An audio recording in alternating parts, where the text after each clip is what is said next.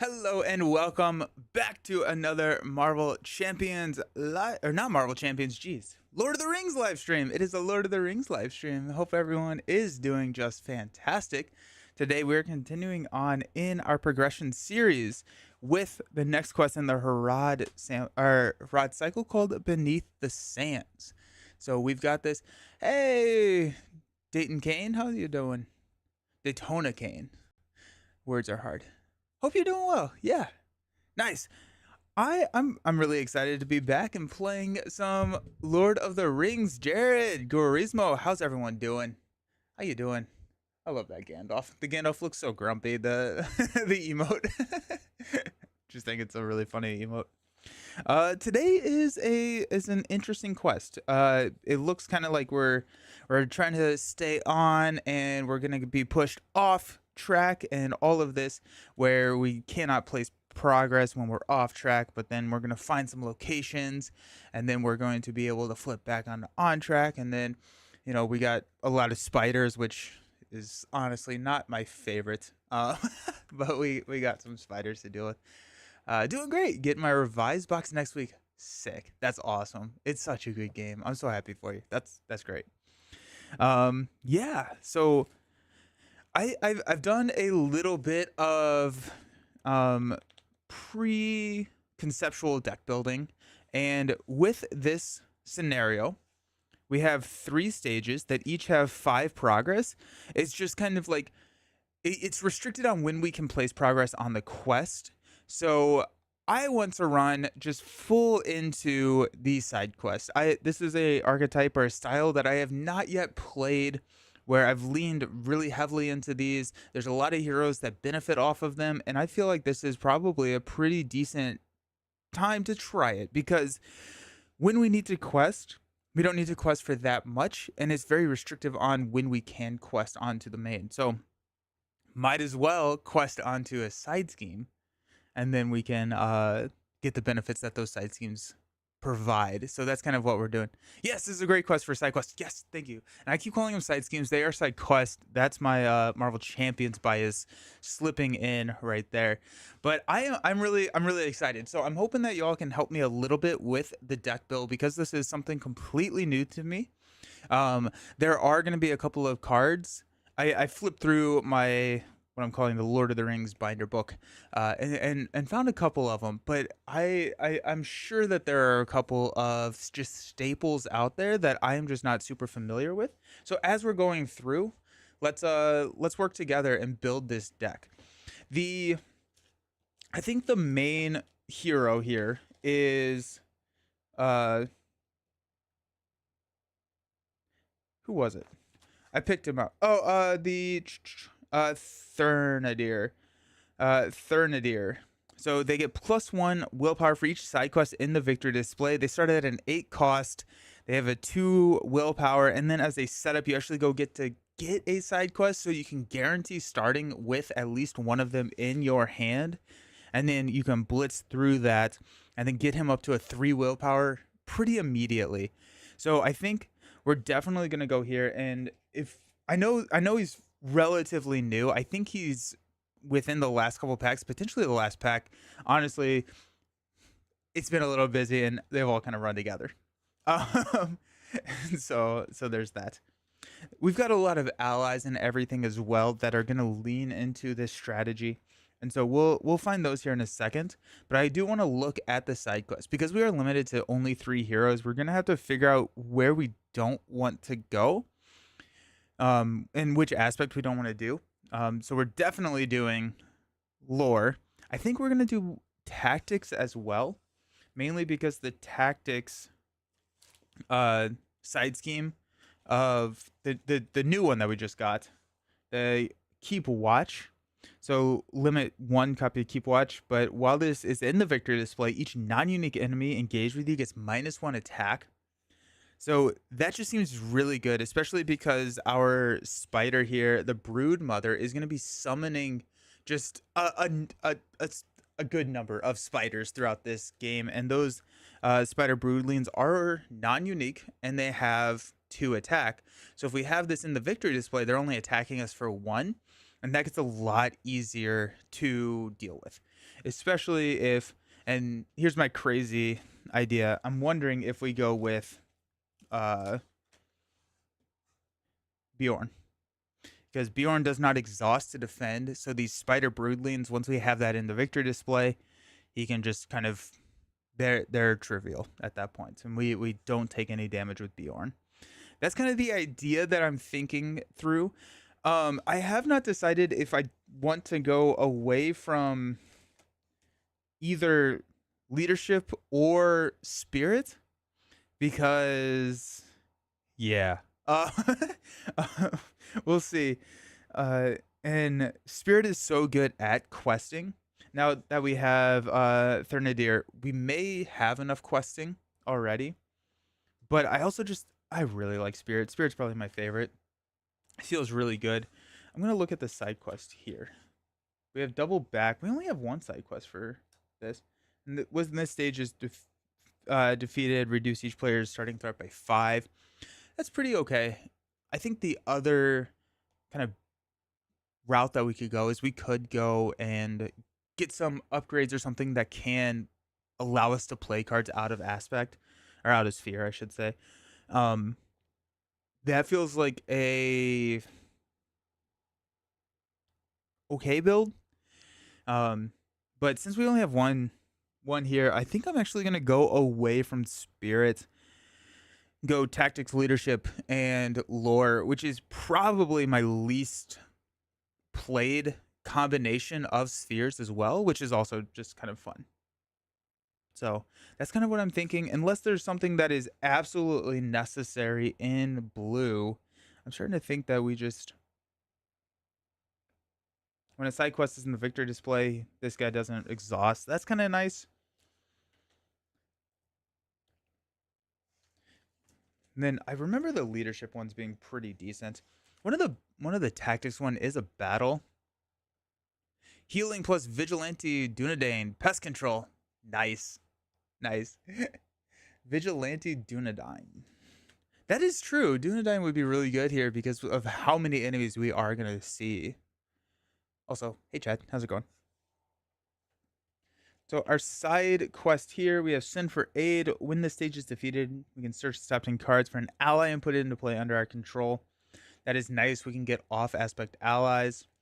And then we got Prepare for Battle. While this card is in the victor display, the first player draws an additional card during the resource phase. Sick. That's so much. That's so cool.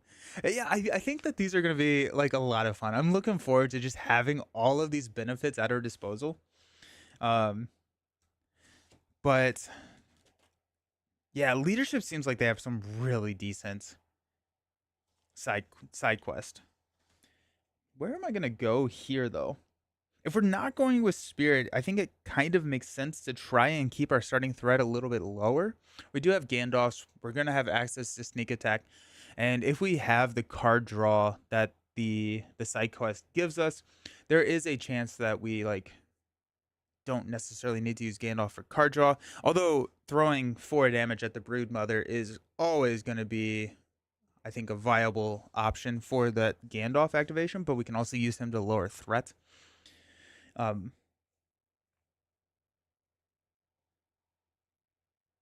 just trying to see because all the new heroes, I'm not 100% sure. We could go Elo here. It's a little expensive, but I mean they get pretty decent at that point. We talked about doing that at some point, but ah, the chat's not showing up on, or the YouTube chat is not showing up on the screen again.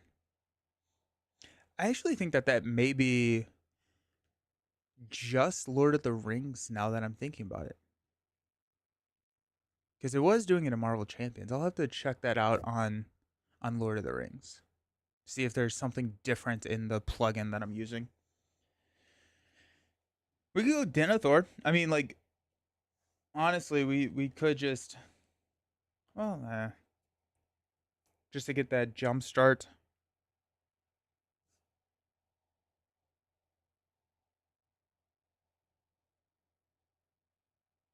After you engage an enemy, we can ready an ally we control with Faramir. That's pretty decent. That's really expensive. But if we are going like that's expensive. The other option would be is if we choose a dwarf, and not necessarily run the dwarf strategy, we have access to Narvi's belt, which can then allow us to play some of those off aspect cards. That actually may be something that we do. Pay one resource from Balin's resource pool to cancel a shadow effect triggered during an attack. Then they get another shadow card. That's not bad. After Glenn suffers damage, add one resource to their resource pool for each point of damage they just suffered. I don't think we're gonna run Dane. We're not gonna run Thorn because those lean into having a lot of dwarfs, which is not, I think, where we want to take the deck build. That being said, we could also choose a Tactics Dwarf. So many cards, I love it. Oh, those are allies. Dory, after another hero is declared as a defender, we can exhaust Dory to add their defense.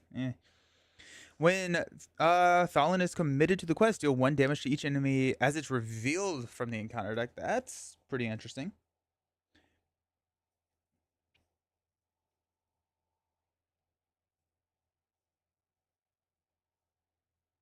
You go Marty to get Tactics icon and a Tactics hero. Marty. Can you help me know who Marty is?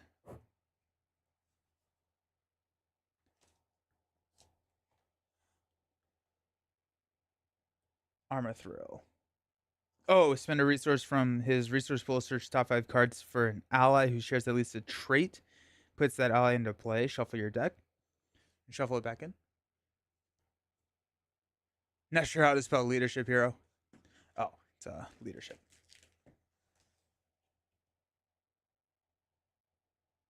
After a character leaves play, ready, Prince? Oh, here we go. While you're engaged with at least one enemy, he gets the tactics resource icon. While you're engaged with at least 2 enemies, add 1 additional resource to his pool when you collect resources during the resource phase. That sounds kind of fun. This sounds... And that would be 2 Dunedain, so we can start to lean into the Dunedain stuff a little bit more. I'm down. I mean, like, I don't know if there's anything else that was really jumping out to me, so let's try it. And then honestly, we could sit there and just farm the spiders. If they're only attacking for 1, we can Marty. We can kind of lean into that a little bit more and just like if we have Bjorn potentially, then Bjorn can just defend against those spiders, pretty much not take down. Can lean more into tactics with Hierogon. Helps quest and accelerate.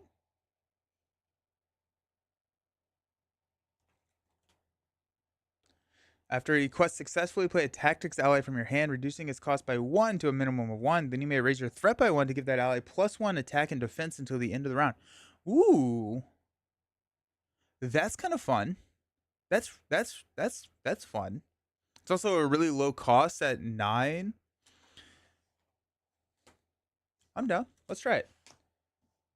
That's a pretty fun lineup right there too, right? It's a lot of characters I have not played before, and so that'll be fun.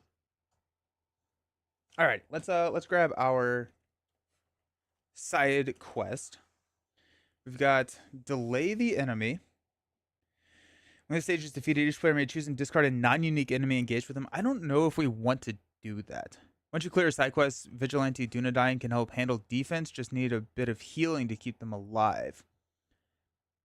Once you clear a side quest, Vigilante Dunedain. Which what is that a card name?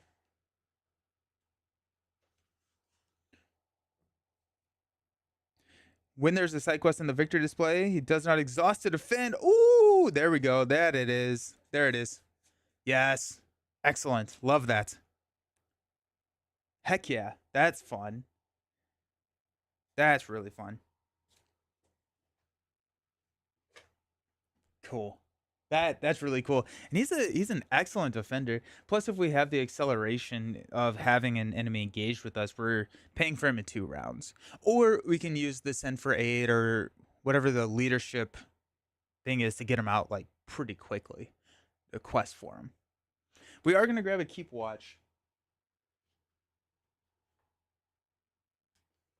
Yeah. Almost dropped all my cards. That would be very sad.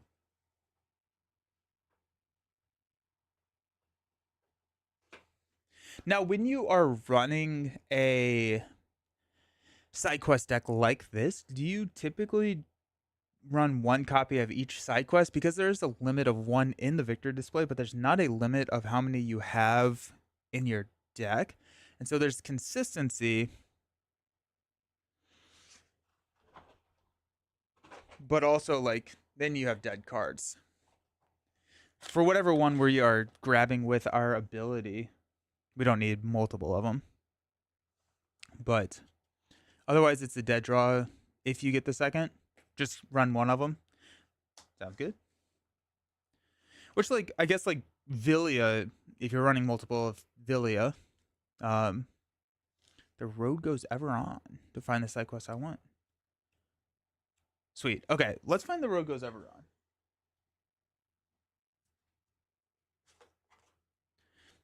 And this is why I really like having y'all here. Because the road goes ever on. Attached to a quest card in play.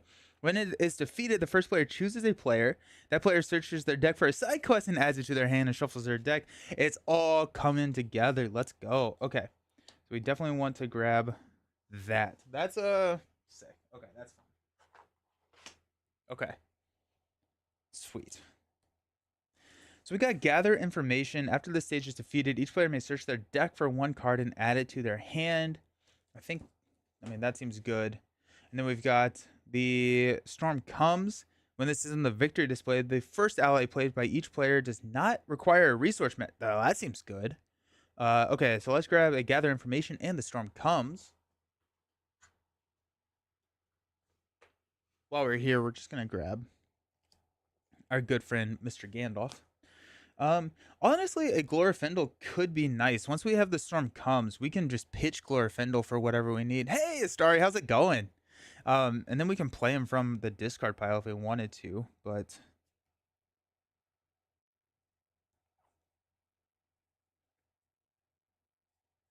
we're looking for side quest.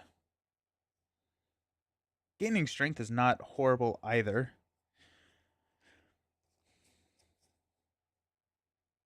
Gather information. Perfect.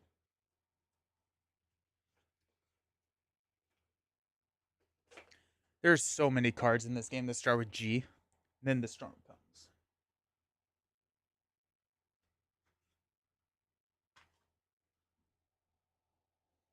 Let's grab, while we're here, Steward of Gondor. We're going to grab Sneak Attack to sneak in.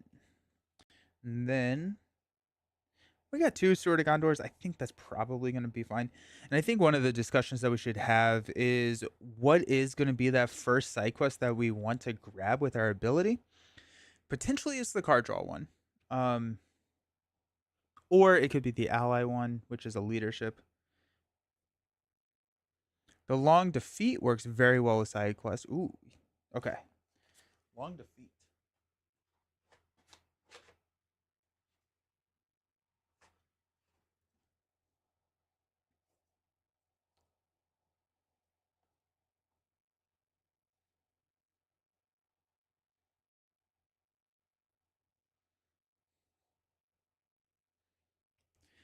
Attached to a quest card in play. After the attached quest is defeated, each player that draws 2 cards or heals up to 5 damage. Oh, heck yeah, let's go. That's cool. That's really cool. That's why they call it Gourd of the Ring. Gather info would be my choice. Then you can find whatever you didn't draw. That's fair. That's fair. So many G's. Gourd of the Ring.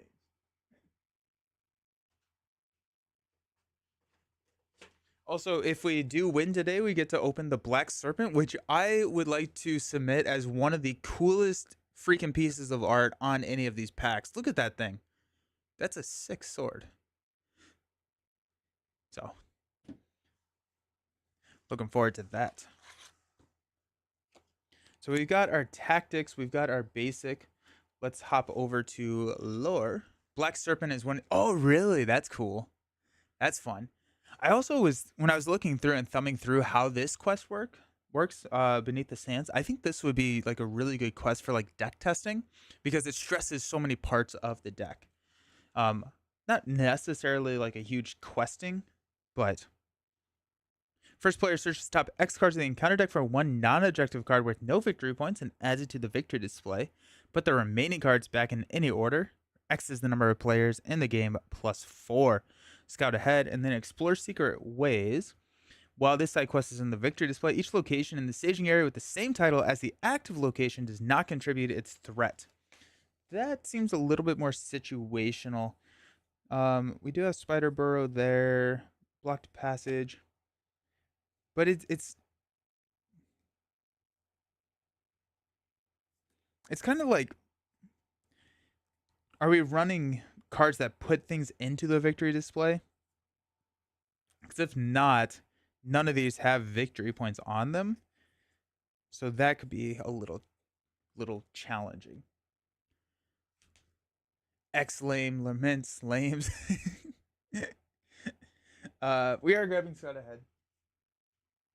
There's also a lot of S cards in this game. Actually, there's more S cards than there are. Scout ahead. It's really easy to find the side quests because they're horizontal. It's easy to find them. We do want to send for aid, so let's grab that while we're here. And then there's Scout ahead.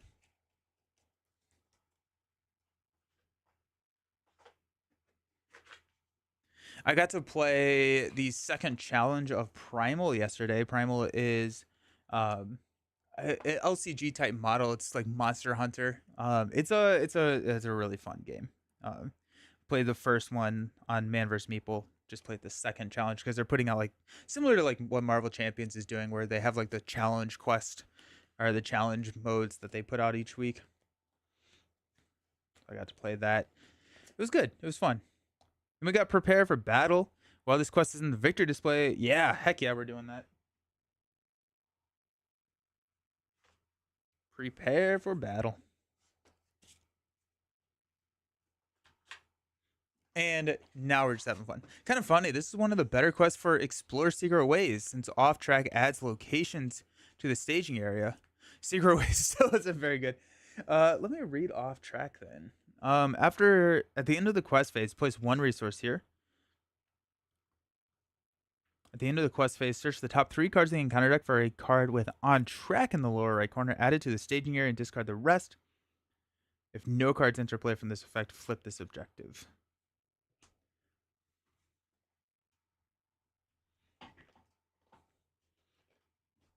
Okay, so I mean we've got a pretty nice lineup here of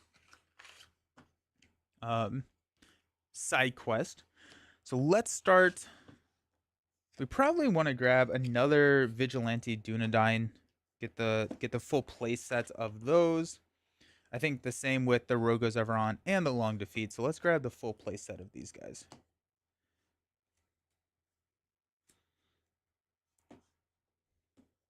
Yeah, it just seems so situational to use.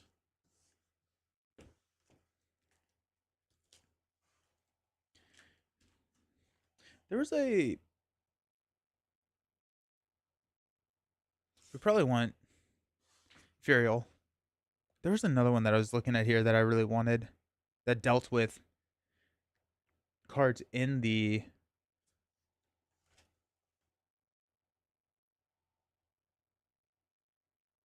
Actually, that may have been a blue card.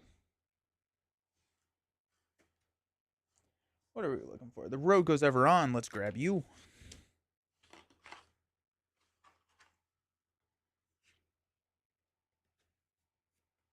My worry here is early willpower. Once you clear some side quests, Thunderdeer is strong, but it might be rough clearing the side quest. That's fair. I'm out of green on that one. Aha. What what's the fix there? Or is there a fix there? Um,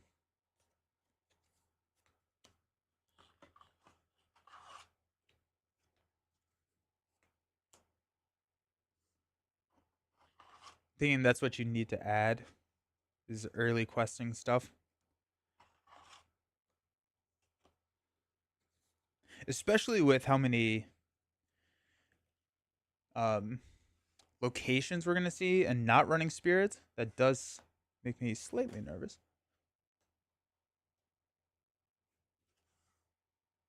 The long defeat.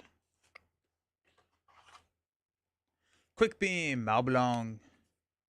Any cheap ally with 2 willpower? Sweet. Can do. Oh no, that's a purple. I don't want a purple.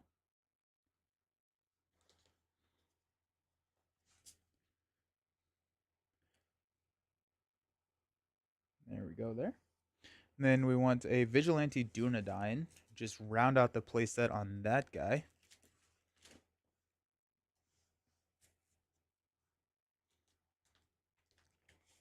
What are the stickers for? So I put 2 copies alphabetically in a box, and then 1 copy of every card in the binder. So if I ever pull the card out of the binder that needs to go back into the binder, I put a sticker on it to remind me. So like the long defeat here, 2 of them are going to go back in the box, and whichever one with the sticker goes back in the binder, just so I don't have to remember which ones I have 3x of and stuff like that. Yeah. And until recently, I didn't have these binder sheets. I had older like Ultra Pro binder sheets that didn't really fit sleeve cards. These now fit sleeve cards. So I used to unsleeve and re-sleeve everything, and so I had a stack of sleeves that I would just like. These were the red sleeves, and I'd pull it out and throw it in there. And so that's why like a lot of these cards don't have sleeves on them. If they have like stickers on them, in the binder, that means I've played them since I've transitioned to the new sleeve system. Good morning, Greg. Check out the new Absolute Batman comic. No, it's quite good. DC launched a cool new jumping point. Oh, that's cool. Okay, I've been really interested in trying to get into comics, and like it's just such a a, a challenging hobby to get into. It's intimidating. It really is, because like where do you start? And then like I don't know. So if it's a good like starting point, that's cool. I was also in a comic store last week in Texas, and we were looking at the like bound books, which seem like a good spot to like, hey, here's the Flash, or here is Black Widow, and it's like all the comics you need, and you read it like a story. That seemed a little bit easier to like dive into. Those were like $120 though, so it was a little bit harder to justify. Um, and I did have the Marvel Unlimited subscription for a while, which I know like will segment out and like will give you the reading list and like how you need to read the comics. I just like I don't know. I don't mind reading books digitally, but for whatever reason, I could not get into reading comics digitally. I felt like I just wanted like the physical artwork in my hands, whereas like I read on my Kindle all the time. So I don't know what that was, but so that's good to know. So Absolute Batman comic. Dang it, I put my. Oh, I'll text myself. 'Cause I usually have my like notepad, but I left it away over there. Let's do Absolute Batman. I have been really enjoying the Penguin. Oh, is that the comic where the bat looks interesting? Hey, Giant. Softcover paperbacks are the best. I like all comics, but DC has been so consistent since 2000. Oh, that's good to hear. 2, 4, 6, 8, 10. Don't spoil it. I just read arcs I want to read, but crazy amount of tie-ins can make yeah. And it's like I think from a comic noob, someone who is not doesn't understand the lingo, doesn't understand where to start, doesn't understand really anything about comics, it's very intimidating also because it's like, do I need to read the arcs? Do I not need to read the arcs? Like what's do I like what's happening? So I'm like that's where like it's almost like like honestly, it's been intimidating enough for me to not even try it. 2, 4, 6, 8, 10. I got 3 there. Okay, early willpower. Let's find some. Let's find some early willpower stuff. Probably not gonna find this in tactics, but at least we have that dual income generation with our heroes once we have an enemy. But that may be too late for what we want. But it's always worth looking. Um,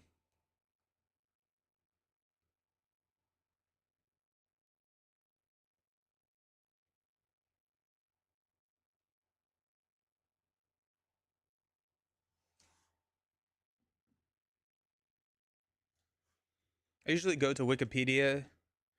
Oh, okay, and like read summaries. That's cool. I like to start from the beginning. How about X-Men? How many issues are? Oh my god. Yeah, right? Right? Cuz you like I want to start reading X-Men and I remember I actually it was X-Men. It was X-Men that I tried. Um and I was just like there's 900 comics. I'm like I and then everybody has a different opinion on where you should start. Since your Trisphere, the neutral ally Steward of Orthanok might be a good choice for willpower. Ooh, good call, good call. Um, we said quick beam. Let's go ahead and grab 2x of him while we're here. There are very few Qs in this game.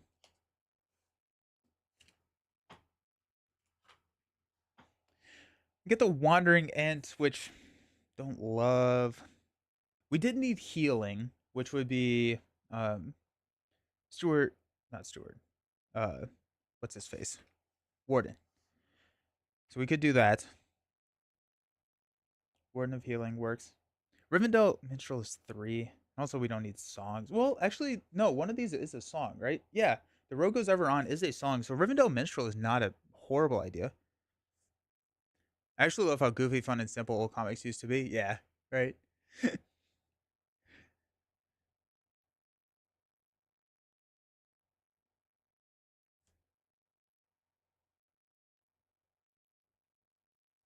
I don't know if we need Master of the Forge. We got the Navigator does not exhaust to commit to a quest and commit to quest while exhausted. After resolving a question list, Linden Navigator was committed.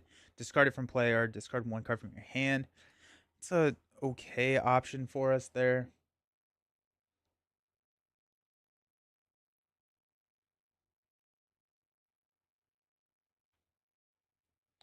What did I say? What were we looking at? Let's go ahead and grab 2 Wardens. Wardens are not great questers, but they are the healing.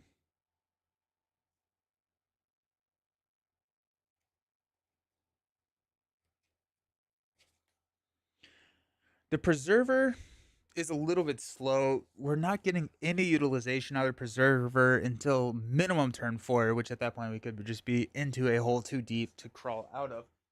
Um, what did we say? Steward?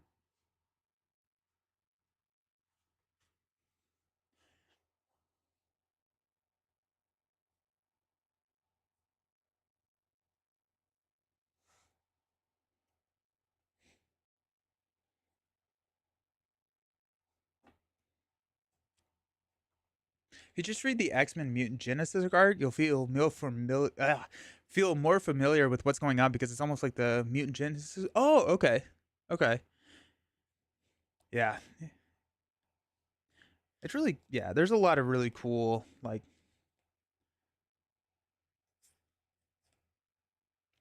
tie-ins to sorry, I got distracted by looking at cards. There's a lot of like cool tie-ins to like the champions and like um the comics and it's like where they pull their storylines from. I think that's fun and like just one of those things that I don't necessarily get that benefit out of because I don't have the background of um reading the comics, but I could see how it could be really fun if you do have that background to like experience the game and like play through the stories that you're familiar with. I think that's cool. When you play an event, give a doomed one to draw a card. You cannot trigger this ability if you have already triggered the ability of a steward this round. This is a 3-cost 2 willpower. Let's go ahead and grab 2 of those guys. I think that puts us at 30. 2, 4, 6, 8, 9. No, 29. Um,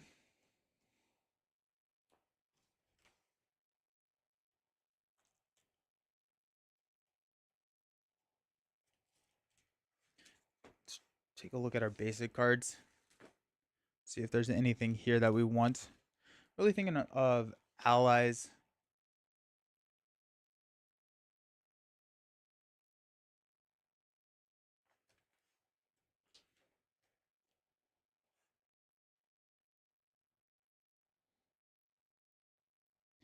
Envoy of Pelaglier. Probably not. Uh, that being said, no, this is a tactics ally. Okay, so that's actually good to think about. Is we should probably lean a little bit heavier into the tactics allies for Aragon's ability.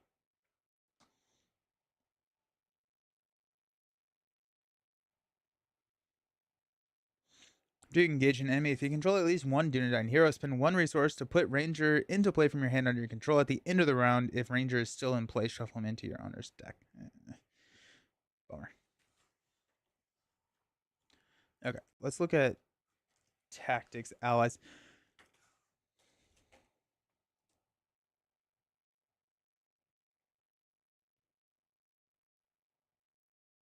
We got the honor guard. Um, we can cancel 1 point of damage just dealt to a character. Not awful. Um, we also have defender. Let's grab a couple of defenders and the spearmans. And those are just going to be like really cheap allies that we can get out there, especially if we flip an enemy while we're questing. We can have that defense ready to go.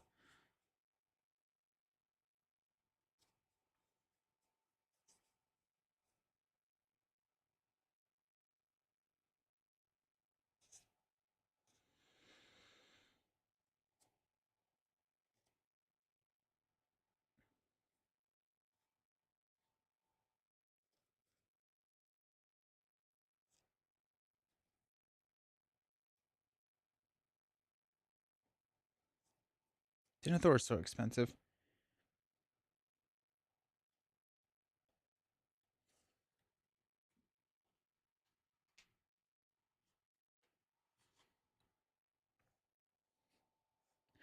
Handers place 5 cards of your deck for a non-unique location and add to the staging area. How do we feel about Dunedain Pathfinder? I feel like we probably just we're getting so many locations, I think, already. Well, and we're also not running blue. Never mind, ignore me. Oops. There's defender, defender.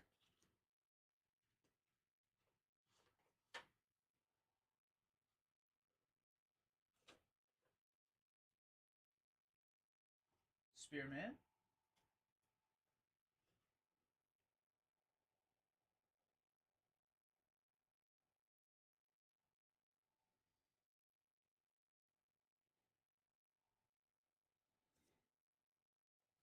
The archer could be kind of nice to get in there, to just start doing some damage.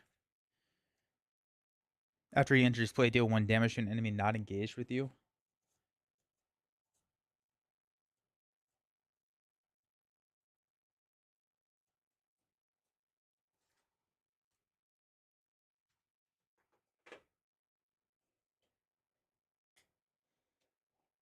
So we've got, this is 9, right? 2, 4, 6, 8, 9, 10. There's 5. So we have 15 cards left. Let's grab, who is that big quester? And then are there any other like cards that we need to be thinking about?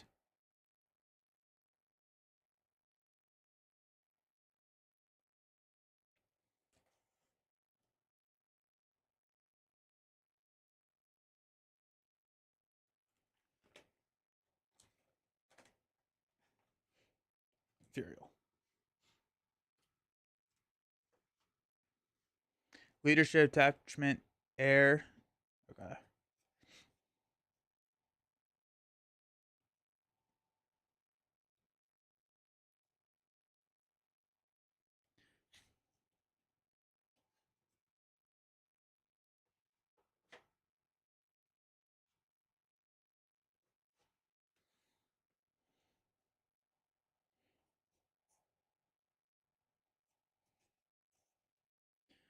Attached to a noble hero. We don't have a noble hero, unfortunately. So I don't. Heir of V. Just kidding. Hold on. The other heir, Vandroid, Dunedain hero. We can exhaust this to reduce the cost of the next Dunedain ally you play this phase by one for each enemy engaged with you. Ooh, that's pretty sweet. And I think we want to lean. Ooh, nope. We want to lean into Dunedain allies at that point, right? So we got the lookout. Discard the lookout to cancel the win reveal effects on an enemy just revealed from the encounter deck. Eh, cards are going everywhere.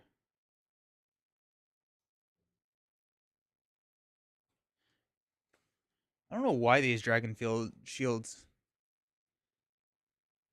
Dunedain Hunter can get you an enemy. Oh yeah, where you get to search the top couple.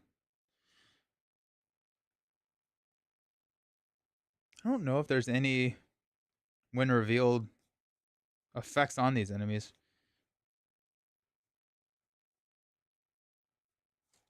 All right, Dunedain Hunter, or even wait no longer.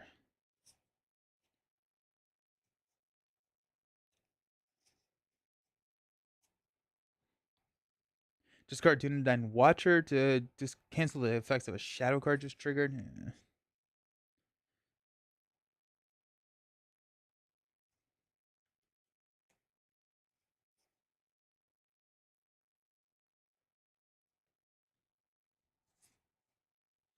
The Broodlings can surge, so they're good to take out without revealing. Oh, good call. Yeah, that's fun. That's really good. Yes.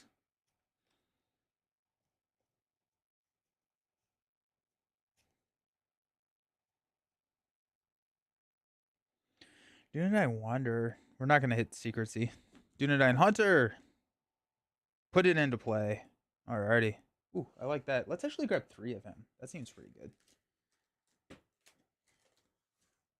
Because he also has 1 willpower, which is nice.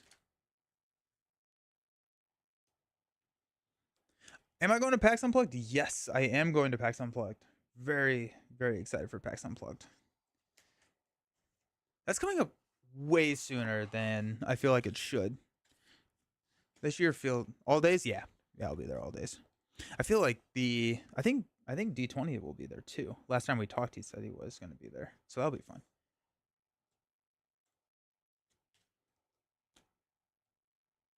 Yeah, of course. 2, 4, 6, 8, 10. Are you? Will you be there all days? Magic Moose Moon? 8 cards left, and we're looking for Dunedain. He gets +1 fight. I feel like we have a lot of fight. Let's hop over to leadership and see if there's anything that we want from Sun, range secrecy, Eladier. Spend 1 leadership resource to look at a face on shadow card. That card has a shadow effect. He gets +2 defense until the end of the round. Yeah, it's okay. +1 defense for each enemy engaged with you. Cancel the effects of a shadow card. I don't. What are the shadow effects here? Deals damage to defending player character cannot ready. Discard an attachment you control. It's plus couple.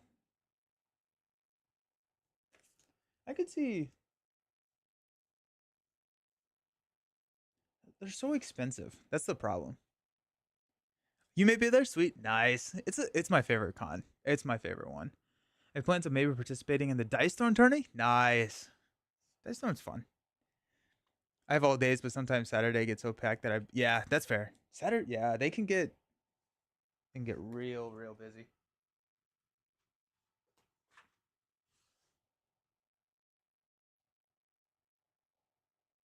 Oh yeah, we wanted low or high willpower. I don't know if I checked here.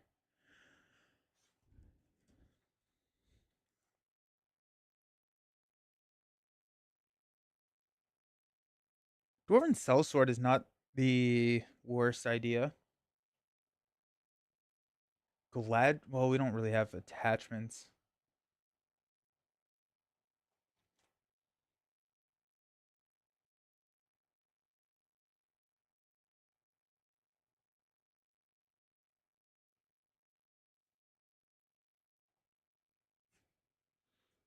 You're in East Coast Canada, so it's geez, yeah.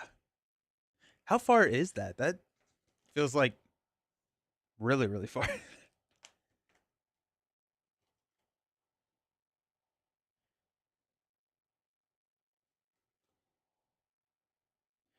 Part of me wants to just like lean more into tactics just to trigger this ability and get them out a lot easier. So I think that's probably what we'll look at.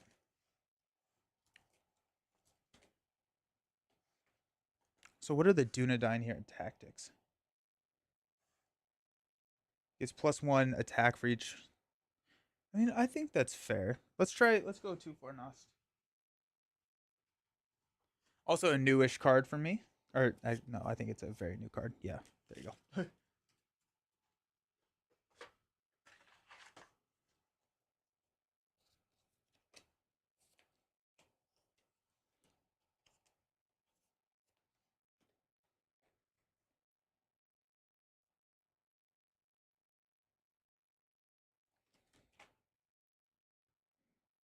Do we not have like any Dunedain in tactics? We really don't. Interesting. All right. We got Bofer. We don't have any weapons, but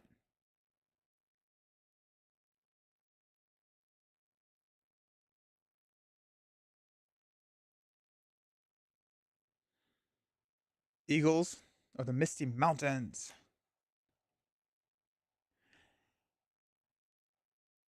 After another Eagle character leaves play, you can attach that card face down to Eagles. Do we want to just like lean a little bit more into Eagles?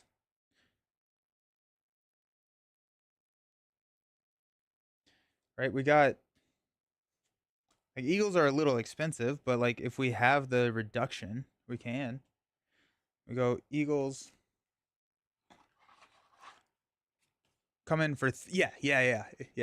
And so like you kind of like offset the expensive nature of the Eagles if you use his ability, which is pretty cool. We got Eagles. I think we throw Steward at this point onto Hiragon.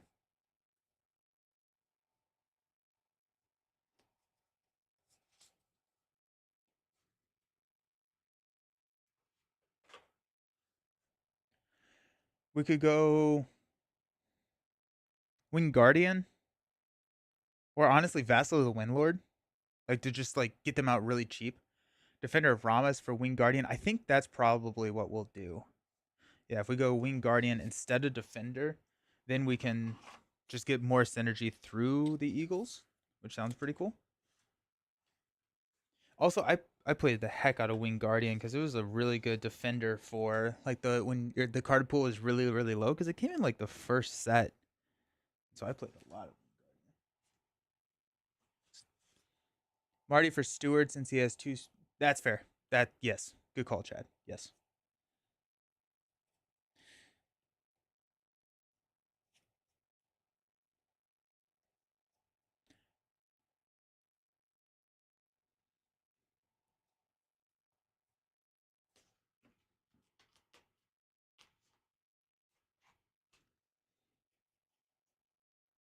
Wing Guardian.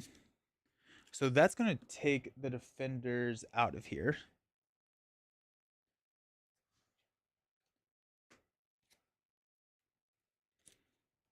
One more defender.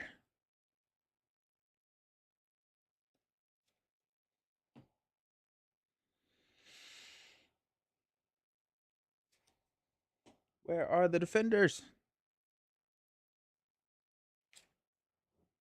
Oh, there he is. He's hiding in that stack. And then do we go Descendant? I mean, Descendant can snipe a spider. You only suggested them for their willpower? Yeah. Yeah, yeah.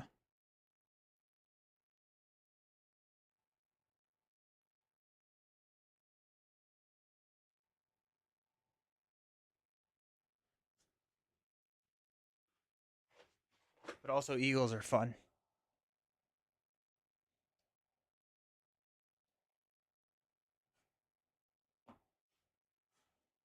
2, 4, 6, 7. So you got 3 cards left for the deck. Um, kind of wanting to lean into tactics allies, which we could go like. I mean, honestly, we could go Descendant of Thronador.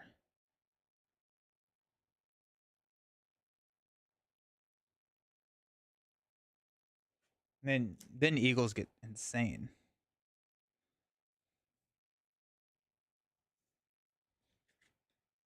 Still so strange to me that they went with eagles. Yeah, right. I'm like, oh, okay, cool. It's cool that we have them. Let's grab Descendants and see where that takes us.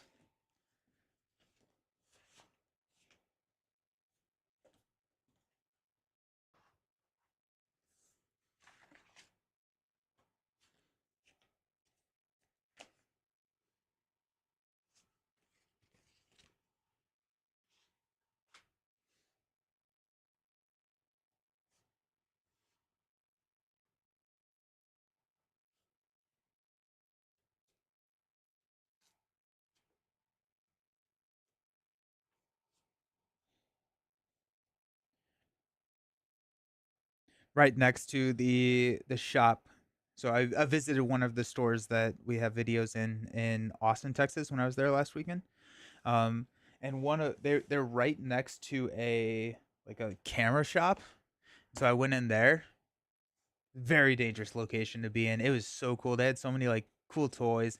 The lighting like solutions that they had were so like advanced and fun to like look at until you saw the price tag, I guess. But it was just like a really cool like I used to go in those all the time when I was in like high school. I haven't been in one for a long time. Um and it was just a lot of fun. The technology that's advanced and just like accent lighting, like what I have behind me, like the blue stuff is really cool. I'm learning more and more as I watch streams for Gore to the Ring. Alrighty, we've been playing a lot of Ents. Now it's time to go Eagles.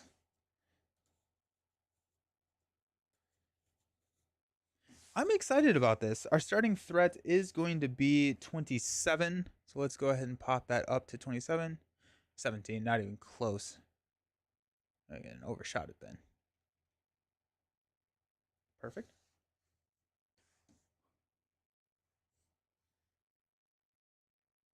1A. Set Brood Mother aside, out of play. Add the search objective to the staging area off track face up. Now we have this off track. At the end of the quest phase, place one resource here. Then either return the topmost location in the encounter card discard pile to the staging area, or raise each player's threat by 1 for each resource here. Okay. When revealed, discard cards from the encounter deck until X locations are discarded, where X is the number of players. Add each of those locations discarded by this effect to the staging area. Let's go ahead and shuffle this up, and we'll go ahead and do that. So we get +1 willpower for each side quest in the victory display. Search your deck for a side quest and add it to your hand. Shuffle your deck. We said gather information for that one. I guess like the other thing that we could look at is how easy they are to clear. Scout ahead is 4. I don't know. I don't think we want scout ahead. Prepare for battle would be really good. Send for aid could be really good. Those are both pretty high. Gather information is only 4. It's also free. So I think I'm leaning. I think it was Chad who was saying gather information would be a nice one because it's easier to quest through, gets us that immediate willpower boost, and then we can grab the next one that we need. Storm comes could be nice because then we don't have to worry too much about getting those allies into play. That being said, I think we have we may have enough resource ramp for the allies with everything that we've got going on. I think potentially the tactics one could be the next choice after gather information, just to give the enemies -1 attack to buy us a little bit more time. So we'll see.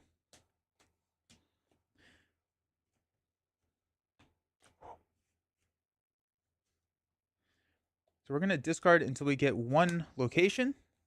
There we go. We got the pitch black tunnel. Track 4. Ooh, this is 100% need to. Track is a new keyword. In this scenario, beneath the sands, it represents the hero's efforts to locate their missing companions somewhere in the spider's labyrinth. After the cards from the after the players travel to a location, if they are off track, they discard X cards, where X is the track value. If any of the discarded cards have the on track printed in the lower right, the players flip the search objective to on track. Cool. X is the number of characters controlled by the first player. That's insane. Woo! Ow. Okay. And then travel, reveal the top card of the encounter deck to travel here. So this is starting out with 3. If we play any characters, it goes up to 4. Ugh. I think I hate that. So we'll have to travel there pretty quickly. That feels like a tough one to start with. After he's quest successfully, we can play a tactics ally from our hand, reducing the cost by 1. Then you may raise your threat by 1 to give that ally +1 attack and +1 defense until the end of the round. Also need our progress tracker here. And while you're engaged with at least 1 enemy, he gains the tactics resource icon. While you're engaged with at least 2 enemies, add additional resource to his pool when you collect resources during the resource phase. We get 6 cards. And I don't necessarily know if there is a specific card that we're really shooting for. I mean, a sneak attack Gandalf may be nice to start us so we can kind of clear some of this stuff. We got the Storm Comes, so that's nice to have. The Rogue Goes Ever On already as well. That's cool. We got the Vigilant Dunedain, the Long Defeat, Dunedain Hunter, and then we got Quick Beam. Quick Beam is also really nice here, though we don't have the resources to pay for him quite yet.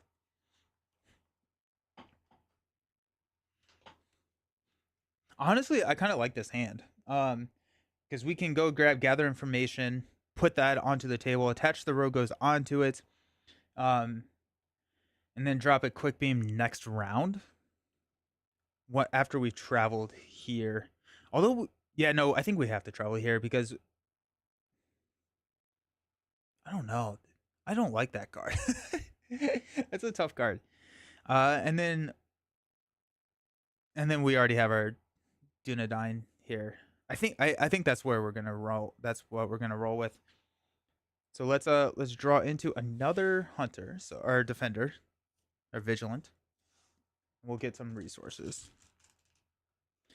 I guess I don't. We probably should have searched for gather information first, right there on the bottom. Let's go. So after this stage is defeated, each player searches their deck for 1 card and adds it to their hand. So that's cool. Like that. Let's go ahead and throw gather information out onto the table. And let's throw the Road Goes Ever On onto gather information.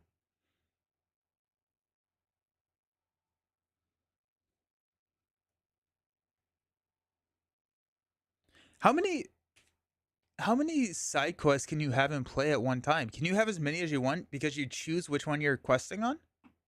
I would assume so, actually.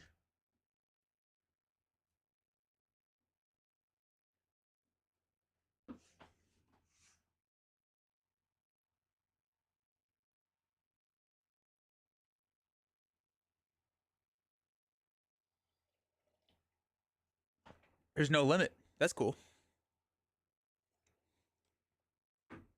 Alrighty. Might as well throw the Storm Comes out there then. I don't think we want to throw the long defeat out there. I'd rather get quick beam out there next round. I'm actually let's do this.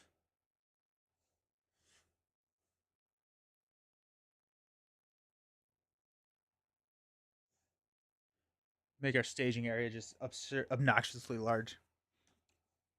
Yeah, I think I would rather get quick beam out next round than the long defeat out this round. Don't think I want Dunedain Hunter out there because we're just gonna get an enemy. Though an enemy would give me a tactics resource, which does not matter because these are gonna cost 3 if we successfully quest. So if we successfully quest,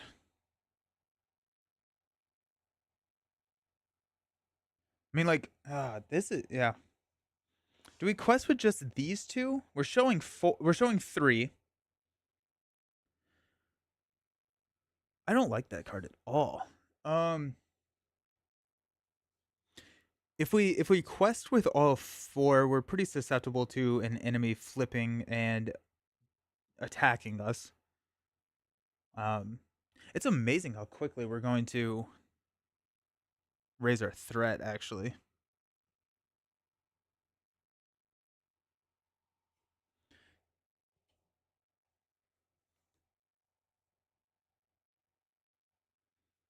that being said, no,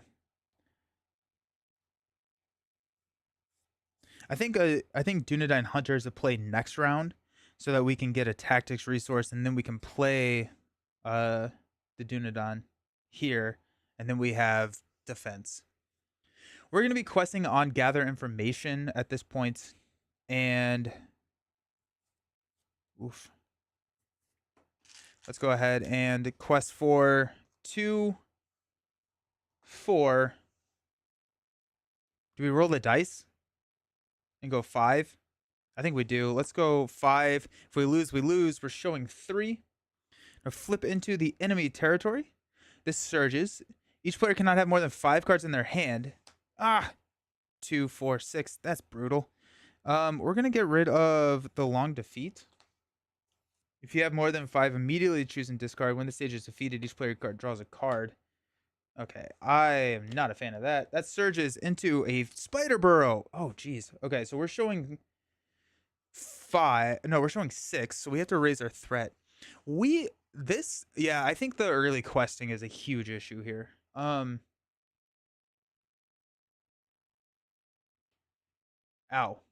Okay. After it becomes the active location, flip the search objective on track and add a brood mother to on track. When it leaves play, set brood mother aside out of play. I don't know if this deck is gonna be okay here because we don't have any answer for Broodmother. We don't have any answer for quick enemies. We don't have any answers for showing 6 in turn 1. We have a limit on our hand size. I'm actually. I guess it is kind of just it's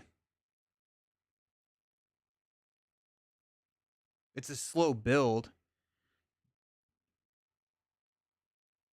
Side quests seem hard. I don't know. Side quests seem really challenging. Okay.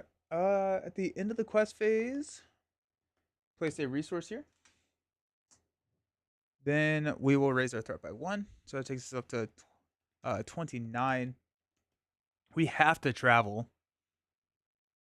I don't think I can handle traveling to get Broodmother because then we'll lose a hero. So we cannot travel here. So we have to travel here. Which reveals the top card of the encounter deck. Which is another. It's another. We don't have enough quest. We do not have enough quest for this.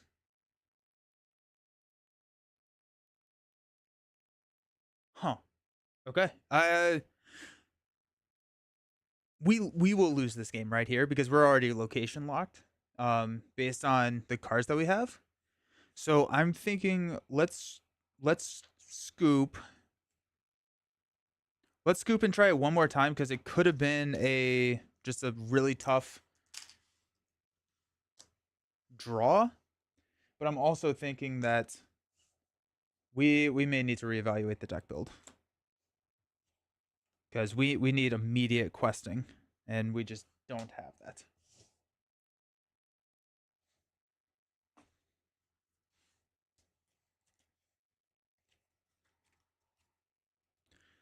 It's interesting. I mean, like we every immediate quester is in spirit, and so like we could switch out Armor Thrill here and go with like Aowen. Then we lose all of our purple cards, which could be an issue. That I don't like. There's been very few quests in the game that have hit me that hard that quickly for from a questing perspective. All right, let's discard until we get a location. All right.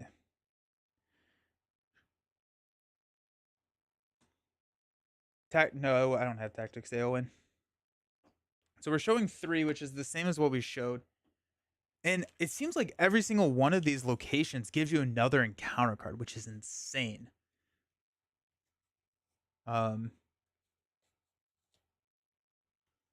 go Tactics Theoden to avoid changing the deck too much. That would give you 4 more willpower turn 1. That could be nice. We're getting rid of sneak attacks. We're getting rid of the extra card draw from the leadership. Yeah, because I don't know if there's any. We got sneak attack. We got sneak attack Gandalf. I mean, like that could be the turn 1 play here, right?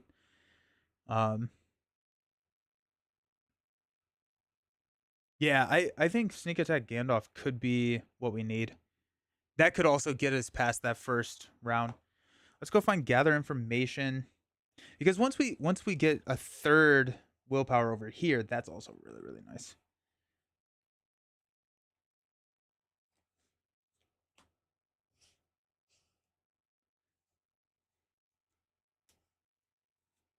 I guess that's technically in my hand right now. We got Scott ahead. Okay.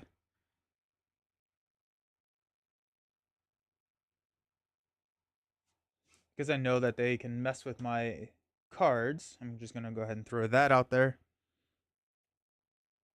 We do have a winged guardian that we can drop onto the table. Don't know if I want to though. Be really nice to get Furiel on the table. Fornas Bowman.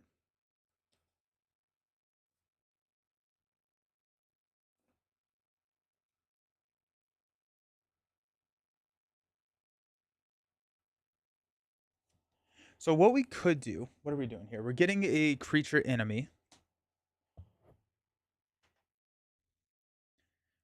We could go Dunedain Hunter to get an enemy engaged with us, which would give us a resource here.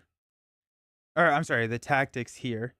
Then we could play Wing Guardian and have Wing Guardian defend for us.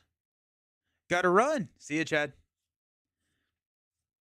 No, because we need the resource there for sneak attack.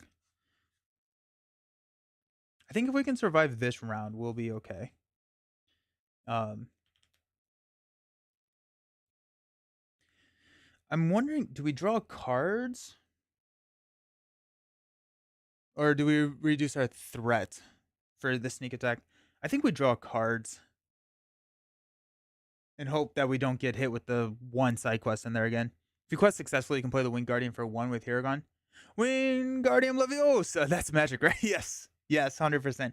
I can play it for 1, but if I need it to defend, I immediately lose it, which is not the end of the world. I just like would rather get it with a Eagles of the Misty Mountains. But I think regardless, I'm playing Wing Guardian. It'd just be nice to be able to have the resource here to keep Wing Guardian around. But yes, I agree. Okay, so quest phase. Let's go ahead and spend one resource here to play sneak attack to put Gandalf into play. I'm going to draw 3 cards. We got, there's the Eagle of the Misty Mountains, and Vigilant Dunedain, and a Warden of Healing. Alrighty, okay. We're going to quest for 1, 2, 3, 4. 1, 2. And we're questing on gather information. 1, 2, that's 8.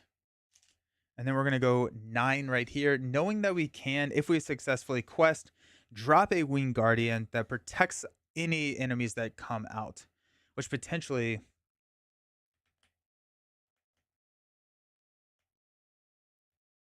We'll see. So we're requesting for 9. We're going to flip into while on track is in play. It is not. It gains Surge, so we're good. Actually, this is not bad. So that shows us 4. We quested for 5, so that clears gather information. That's nice. We will. I'm going to go ahead and use this as our tracker for how many side quests are in the victory display there.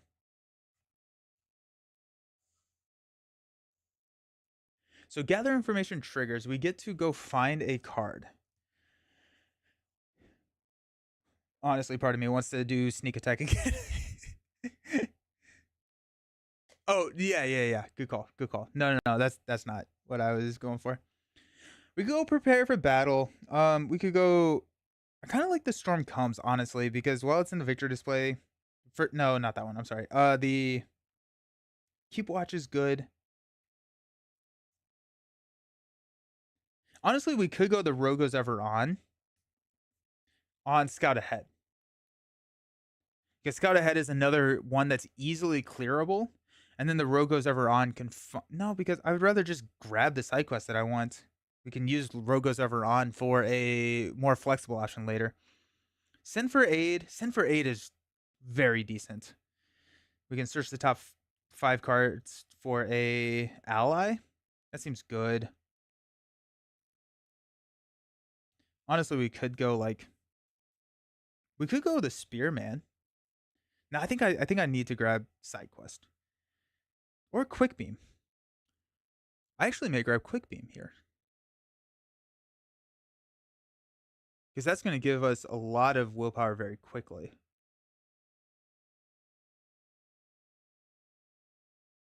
Interesting.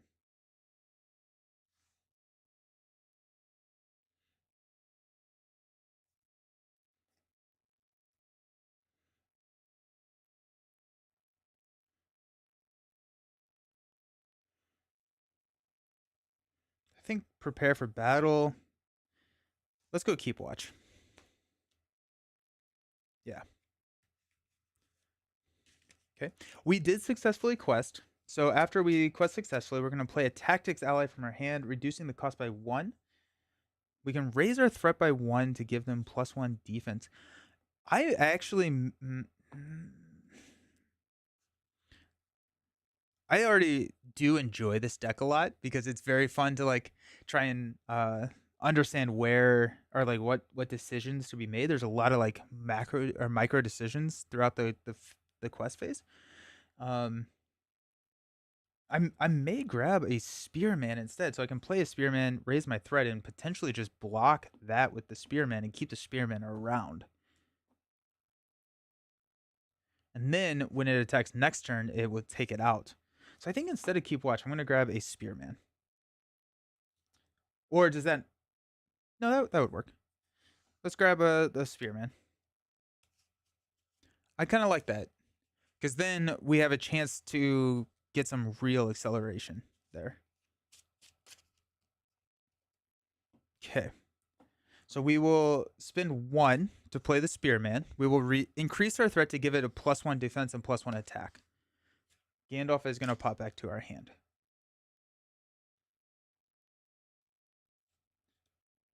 Okay. Do we want to travel here? No, I don't think I do. It's the same right now. Oh, and I need to do this and increase my threat.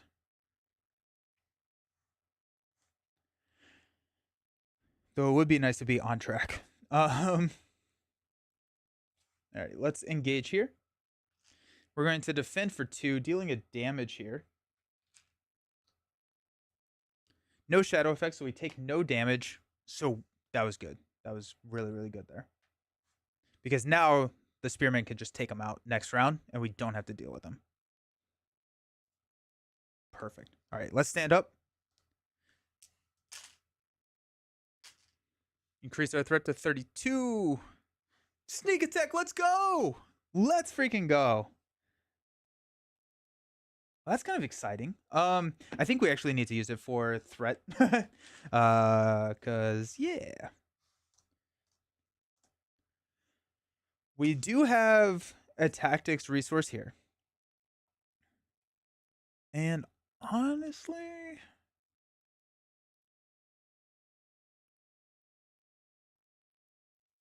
I think we're just going to sneak attack and then drop a Winged Guardian when we successfully quest here. We do have a scout ahead that we will be able to clear. The only thing, I think we have to go with threat reduction. I think this threat reduction is going to go pretty quickly if we don't do something about it. Do we want to go the Dunedain Hunter? That's going to get us another enemy engaged with us, which I don't think we can necessarily handle right now. I think I want to try and save up for Furial instead of dropping the healer here. Yeah,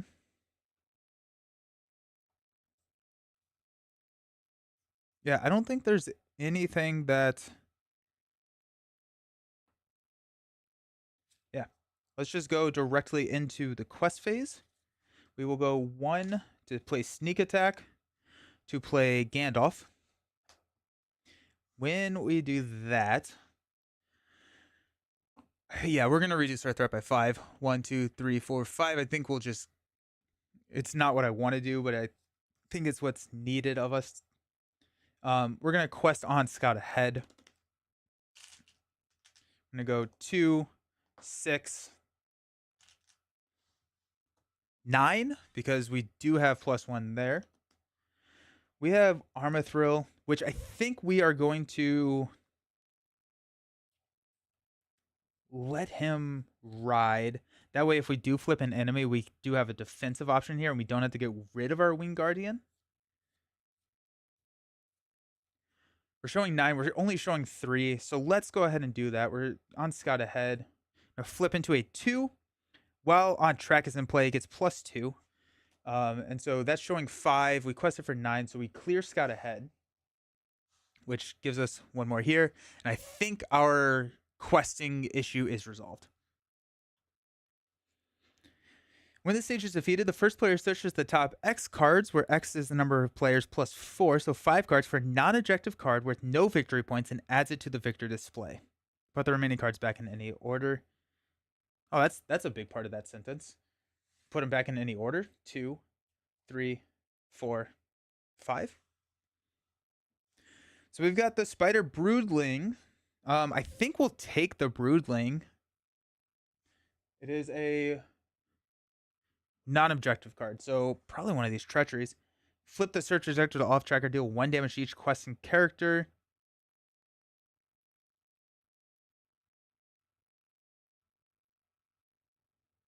Actually, Pitch Black Tunnel seems awful. I think we're going to get rid of Pitch Black Tunnel. So Pitch Black Tunnel goes there. We're going to give Forced Off Track the Shadow effect, which does not have an effect because we are off track right now. Spider Broodling will be the next encounter card, and it will still be off track, but I want to try and push us on track by clearing here. And then, actually, now we're going to go the Cobweb Cavern, because we know this is the track 2, so we can set it up so that we can hit our on track card here, because I'm going to remind myself how that works. After players travel to the location, if they're off track. Oh, after they travel to the location, not after it's cleared. Interesting. Okay. On track. Players flip the search objective to on track. Okay.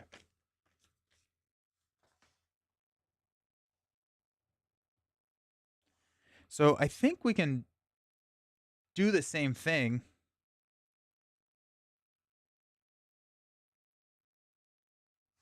So we can actually, let's keep this one. We are going to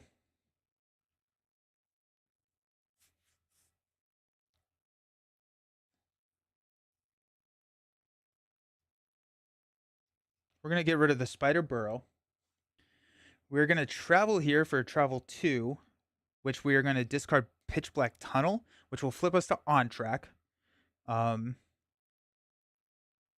This will be discarded. This will be the shadow effect, and then we'll get a spider broodling with surge, which could be an issue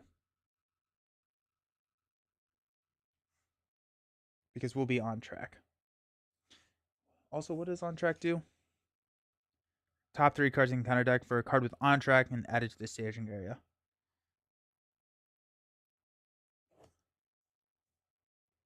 I don't like surge, but I do like having this thing. All right, that's cool. We'll do that. So I'm going to travel here. We'll discard the top 2. Hey, we got an on track. First, we actually have to do this because this is at the end of the quest phase. So we'll increase 1, 2, and then we'll flip this to on track. We're good there. Oh yeah, we're not even going to resolve the shadow effect because Gondorian Spearman is going to be perfect for us. Okay, deal out a shadow effect. We'll defend here. When we're declared as the defender, we'll deal a damage, which will take this guy out. The shadow effect never resolves.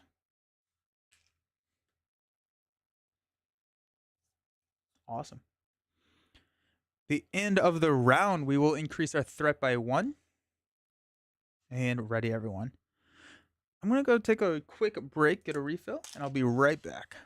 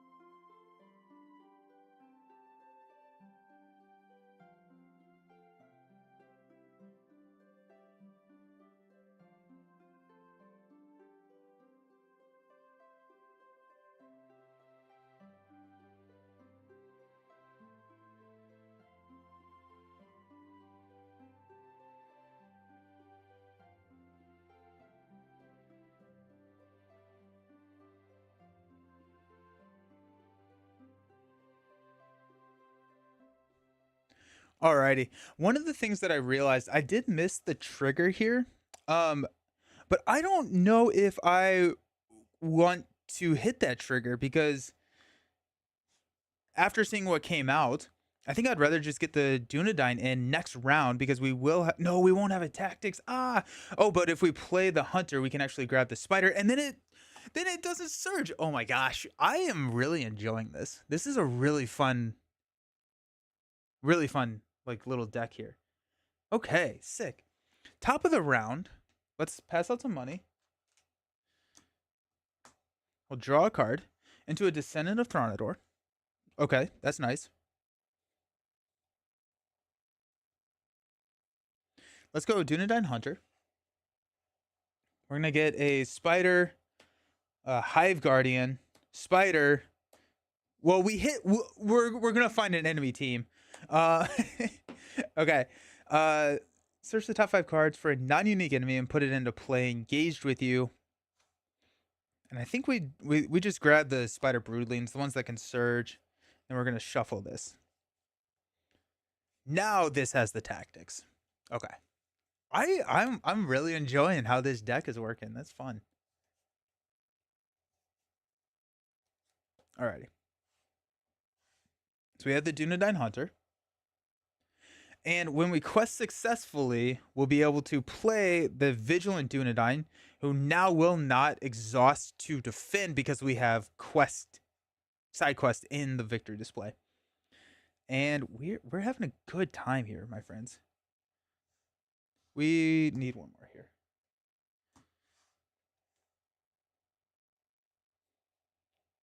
That's fun. That's just fun. That's just really fun. Okay. And now, since we have the Vigilant Dunedain, if we get more enemies, we can try and start to keep them alive so that we can start accelerating our resources here. That's awesome. That's fun. We are showing 3. We're questing on here, which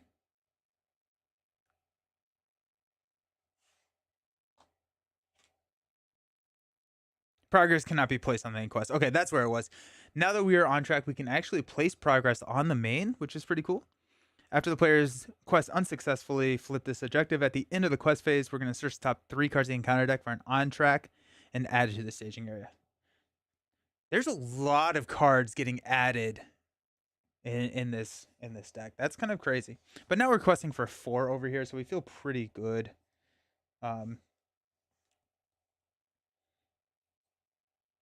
Sweet. Let's go ahead and quest for 4, 5, 6, 7. We're showing 3. Yeah, so let's quest for 7. We're going to flip into a 4. We quest. I think we flip on track now, right? Like, we quested unsuccessfully. If we meet it, is that true? Players cannot declare defenders against the Sand Viper? Ooh. Oh, it's just a 1 attack, though.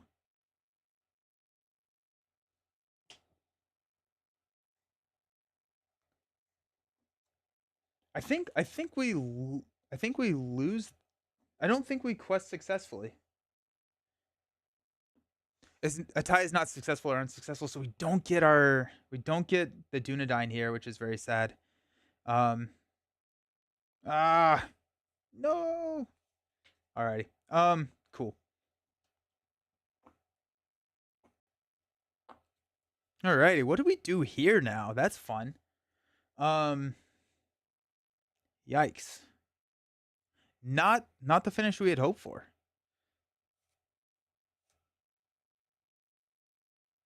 Alrighty.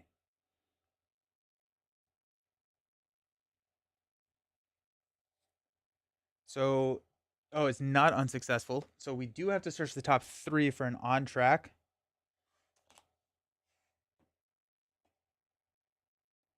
And add it to the staging area.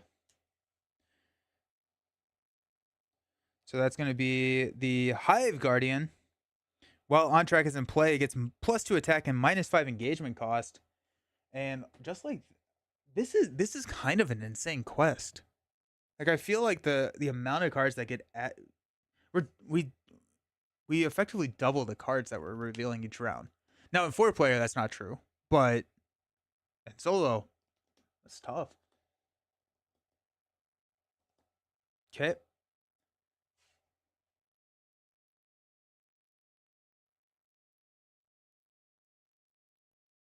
Oh, and discard the rest.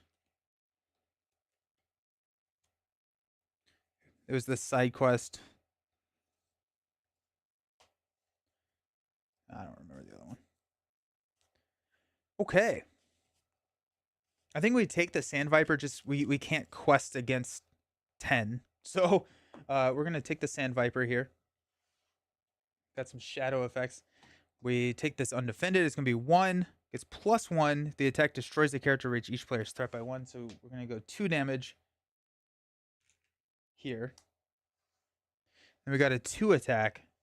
I think I almost have to take this one undefended as well. We do have a Warden of Healing, so we can start to manage that a little bit. But if we take that undefended, we can attack back with both of here and take out the Sand Viper, which I think is probably the right call.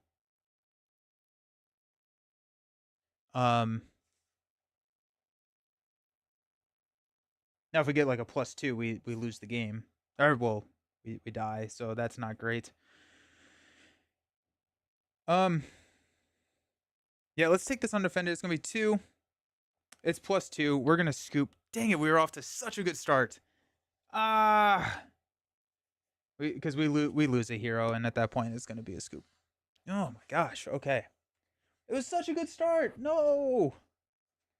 Actually, I don't know how it's a better start than that. So that does not bode well for what's coming up for this deck against this quest, because we had 2 sneak attack Gandalfs, which helped us get through. We had everything.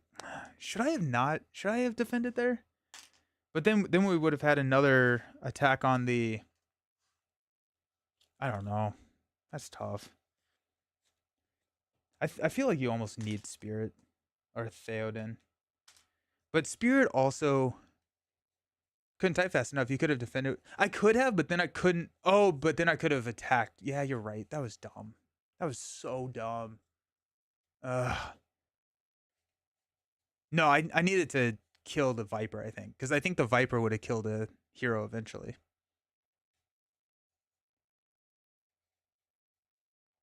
But the defending with the Spearman would have done 1 damage, and then the Hunter could have taken it out. Oh, that's too bad. That would have been the play. Yeah. I think I don't know. Huh. Let's try it one more time, because that felt way too good to.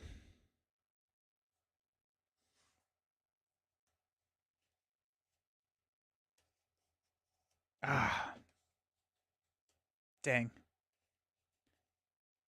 Dunedain is tough early rounds. When it ramps up is awesome. It's a really good yeah, that's kind of what I'm thinking. Also, like, this quest feels, as soon as you add another player, this quest feels way easier.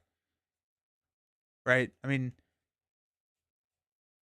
you're having the cards, the additional cards.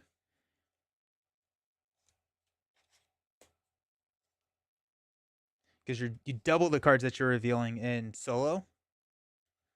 The extra card is not so, yeah.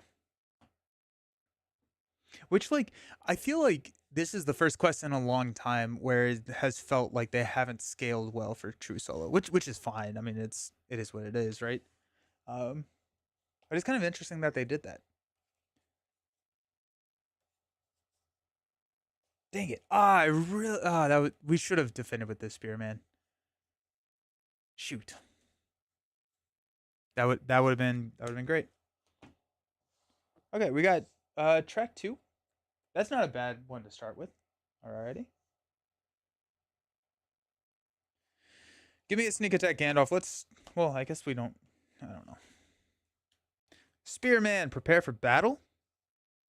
Do like that. The long defeat. Very all Gandalf and the Spearman. I like it honestly. Um, I like this. Um,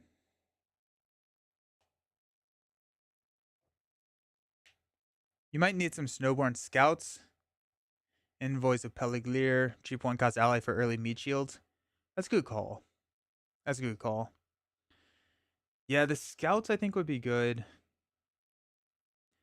I'm thinking that. I'm thinking like we were trying to up the willpower, but by the time we're able to play, we should be super ramped, so we should be fine. Actually, let's do a little bit of deck building here. So let's take out here. I think Snowborn Scouts are going to be good.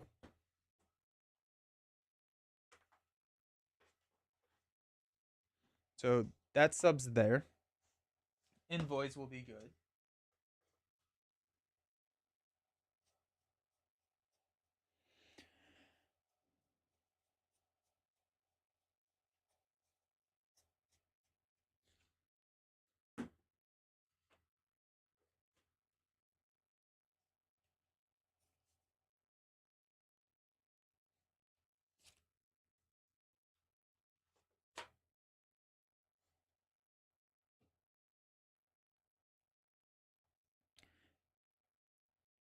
It's so funny because it's just like if you can get over that initial hump, the deck soars.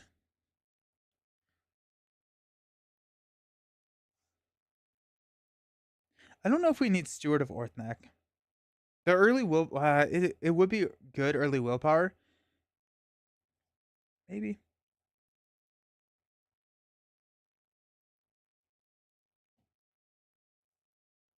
I don't think we need these bowmen. Let's take out two of the bowmen. Those are Dunedain though, so let's take out the stewards.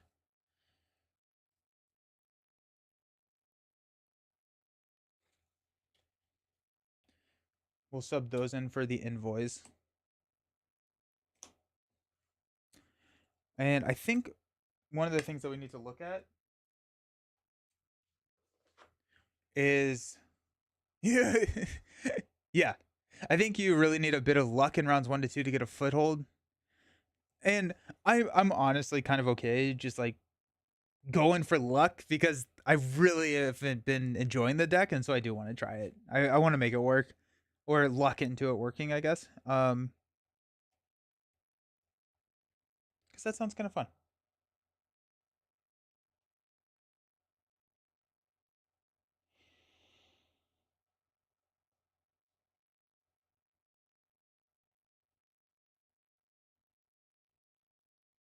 We would probably I think the tactics allies I think we can go a little bit higher cost on the tactics allies because once we start farming and once we get it, I mean, like our income is going to be a little stupid.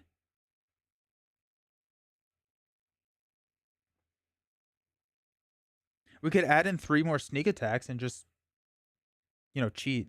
Ideally, if you have vigilant, Dunedain defending the board, you can just keep engaging the enemies and keep them. Yeah, yeah, right. Because those actually, yeah, they do not exhaust to defend. So yeah, you can just especially once they have the -1 attack from our side quest. Yeah, I think the Dunedains are going to be in there. Honestly, don't know if descendants are needed. I do like buffing them up with eagles because eagles is our spider mother solution. I'm not 100% sure we need heirs. I think I think I think heir is occupying a very similar space to steward. I'd much rather have steward on the table, and I don't know if we need that. Exhausted to reduce the cost of the next Dunedain. You play this phase by 1 for each enemy engaged with you, which can start getting these Dunedain out for. But we don't have a ton of really expensive Dunedain, which we could.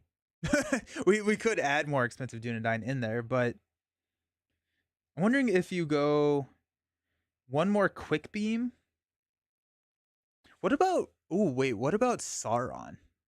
Not Sauron. That'd be sick. What if we had Sauron? Saruman, right? 3 cost, really high willpower to start us out. It does hurt our threat, which I think threat is actually going to be a bigger issue than I want it to be. Maybe not there.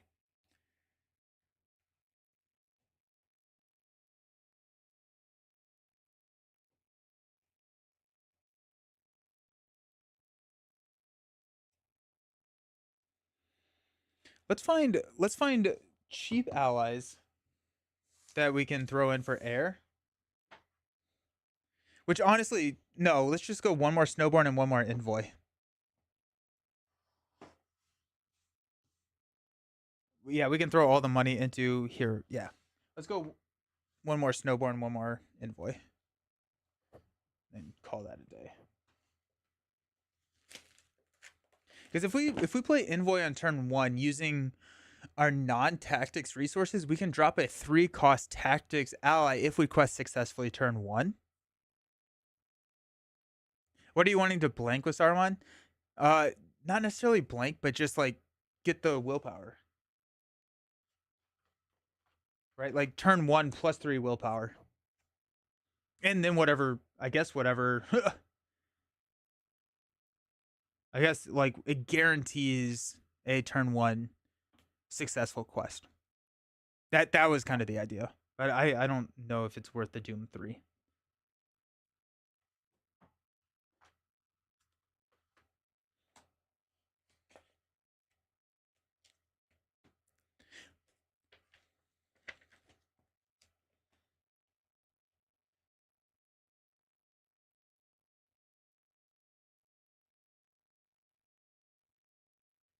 Radagast needs better stats. I feel like if Radagast had better stats, I would play him way more. He's a 5 cost for a 2/1/1, like 3. That's tough. That's really tough. Was it? I was grabbing envoy. But like I want that to be part of the Eagle strategy, right? Like I want to play. I just really like Eagles and all that come along with it. So we cut out these guys and we cut out. Oh, I already threw those off. Okay, so we're loading the front end of the deck up a little bit more, and then once we have just for there's a hero Radagast. Oh, that's exciting. Oh, okay. I love that there's more cards for this game. I, it's so much fun. Yeah. So we have we've shored up a little bit of the low. If I'm talking in like TCG terms, the low end of the curve is shored up a little bit, which is nice. Um, we need, um, yeah, we just need a little bit of luck, and we'll be fine.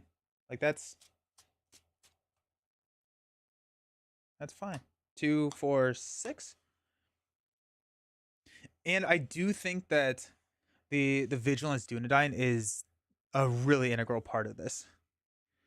We got Scout Ahead, we got the Spearman, we got the Bowman, the Rogue goes ever on. Seems good. And a Hunter and a Gandalf. That would have bothered me.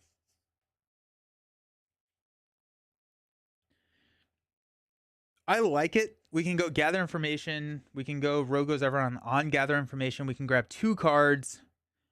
That feels like like this card just feels like we've got what we need. Get some awesome Eagles. Ooh, that's exciting. I think one of the cards that we grab is the additional card draw, just because that feels very solid in finding even more stuff. I love that Thurnadir does not have a cap on how much willpower he can have. Like if you have like 7, he's questing for 9, and that's just fun.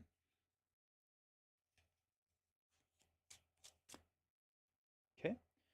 Then we draw a card, which is another hunter. Alrighty, we're gonna. I mean,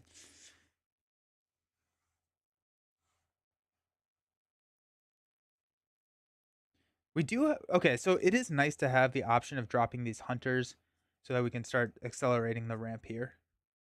I don't think we need to do that quite yet, but it is nice that that's an option. Go gather information. We're gonna go scout ahead. Row goes over on gather information.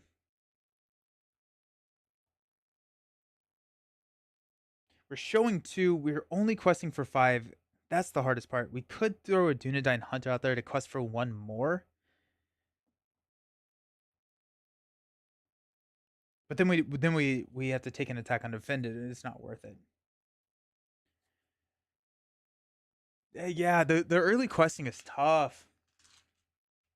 I think this is what we do. So if we're gonna quest, if we quest successfully, we can drop a uh spearman out there. Especially if we draw into an enemy. If we quest and then we're not spending any money, we can drop a Gandalf next round, and then we can push through. I think that's going to be the route that we can get for early questing.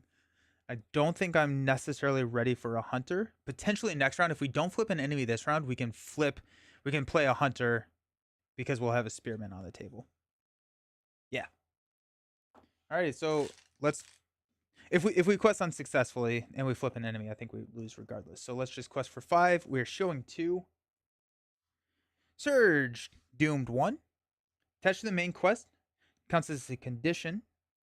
After the search objective is flipped to off track, each player discards an ally they control, then discard this.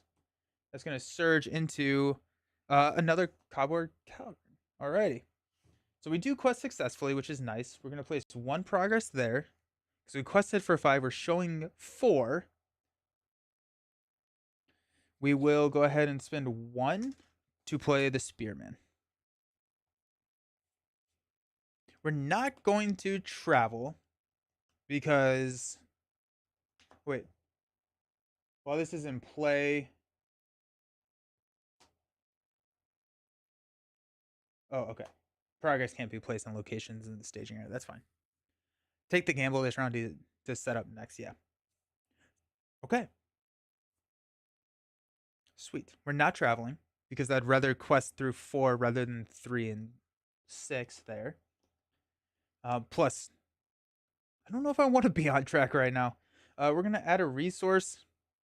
I have to raise my threat to 29. We will stand up. We will draw into a sneak attack. Snowboard Scout's not bad. I don't know if I want to play it right now, mainly because I can't place progress on anything in the staging area. And we do have a Gandalf that we could play.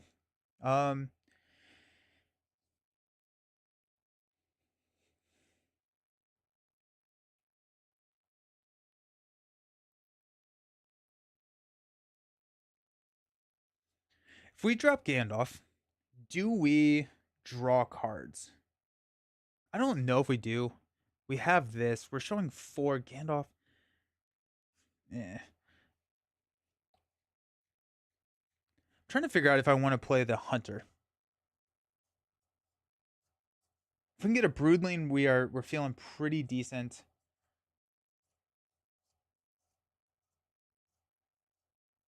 It would give us +1. Passage only blocks progress while you're on track. Oh, okay. That's cool. I don't think it does. I think I'd rather have Gandalf here. That stupid encounter side quest scares me. Yeah, right? Yeah.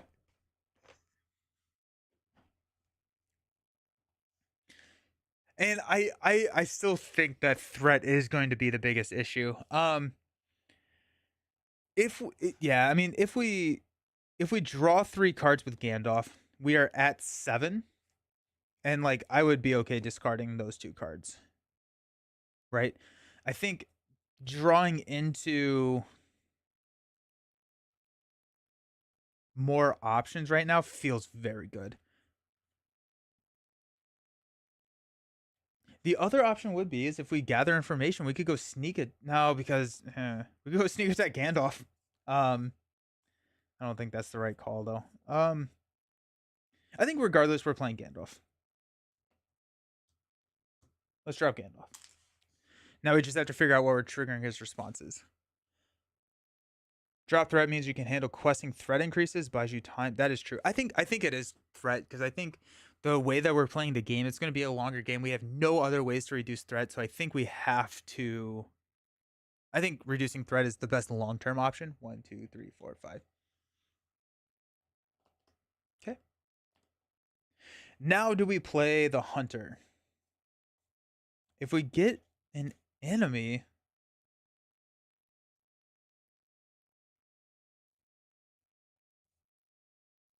it also allows us to be off track more. If we get an enemy,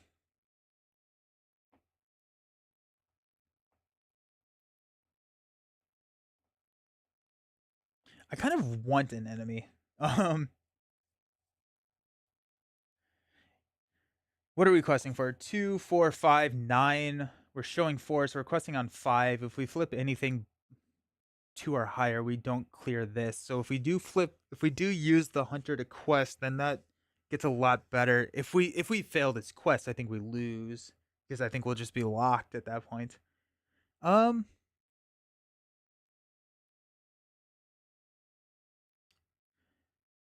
If we do have a spearman, let's play the hunter. 1, 2, 3.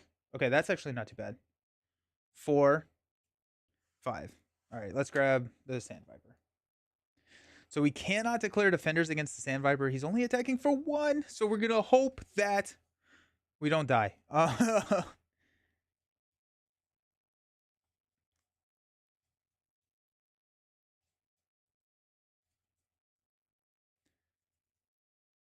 Yeah, because it pulls a 4 willpower out of there. Now we just have to avoid all the bad shadow effects. Alrighty, let's quest. Got 2, 4, 5, 9, 10. 10 showing 4. We flipped into a 3 after it damages the character. That character cannot ready until the end of the round. So that's 5, 7. What do we quest for 10? We place 3, we clear it. Heck yeah. Now you just need keep watch to drop the Vipers. Oh, sick. Sick. Yes. I think we grab keep watch at that point, right? We just cleared this. We're going to go 1 here. So we're going to grab 2 cards. Grab that one. Okay. Cool. So we're going to grab 2 cards. We're going to grab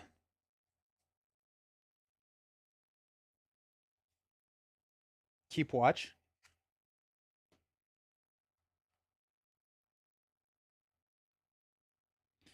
Um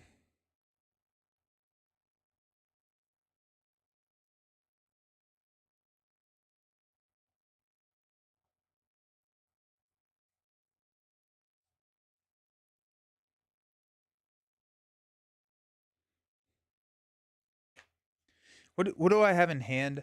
So I have a Fornos Bowman, a Hunter, a Snowborn, and now a keep watch. Because I cleared that. And so I'm getting 1 more card. I think a healer could be nice.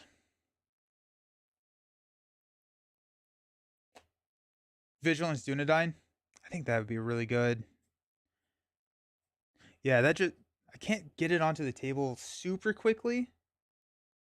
I can get it on in like 2 turns. But I think it yeah, I think you're right. I think it just like works out really well long term. All right. That felt pretty good. We have that scorpion, which is really scary, honestly.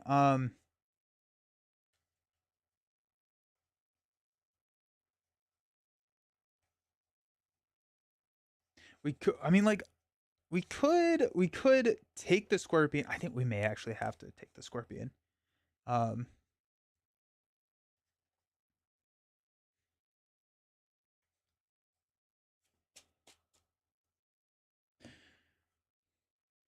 Into the quest phase. 1, 2.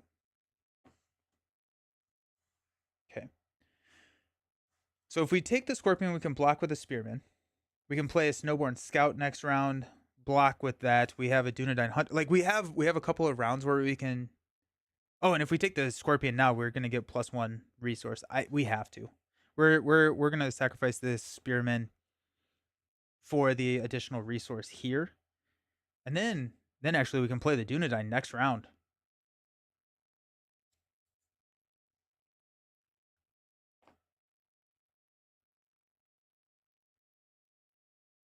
If we don't play Keep Watch. All right.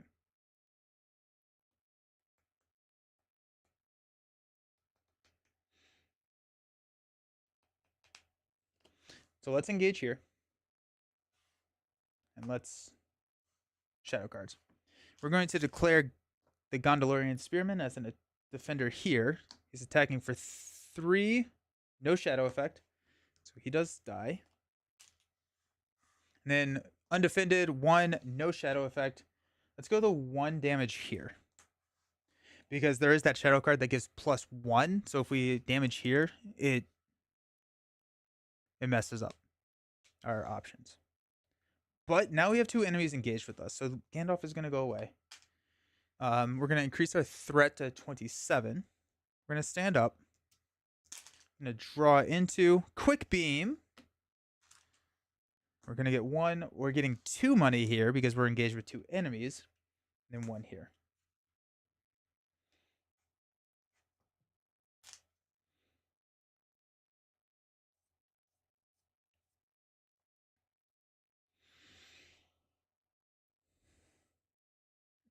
Alrighty, my friends. I think we're going to hold off 1 round for the Dunedain. We're going to spend 1 resource here to play Keep Watch. I'm going to spend 1 resource here to play Snowborn Scout. We're going to go ahead and throw a progress here. And then Snowborn can block there. I don't think I want to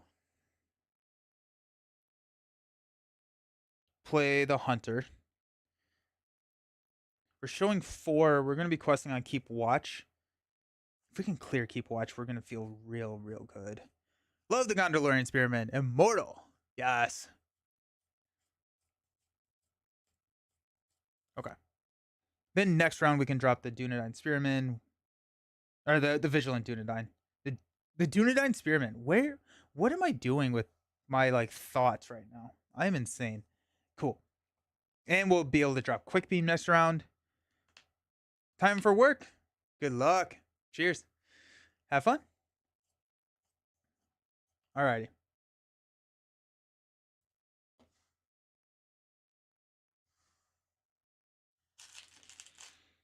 Let's do our question. We got 1, 2, 3. 1, 2. 1. 1. That's going to go 7. We're showing 4. If we flip an enemy, we're in a lot of trouble, I think. But YOLO. While we're on track against Surge, that's fine. I think we can take an attack of 2. Okay. So that's 5. We'll throw 2 here. You are trying to strategize while talking. Super difficult to do. Your brain is probably 3 seconds. Yeah. Yeah. Oh my gosh. That's, yes, 100% the case. This guy will engage us. We've got some encounter cards. Let's go ahead and take this one first. So it's going to be a 1, no shadow effect. Let's throw it here again. No, because there is that card that deals 1 damage to each questing character. So let's go here. We'll take Snowborn. We'll block here. No shadow effect, but Snowborn goes. And then I think we're taking this one undefended. Well, we have to, right? Until the end of the round, defending character cannot ready. That's fine. We'll take 2 damage here. Now we just need a Warden of Healing. That'd be kind of nice. Alrighty. We will stand up. We're going to draw into a Descendant of Thronador. We're going to pass out some money.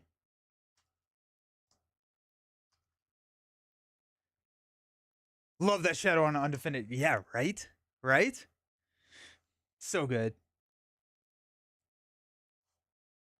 Pass out money.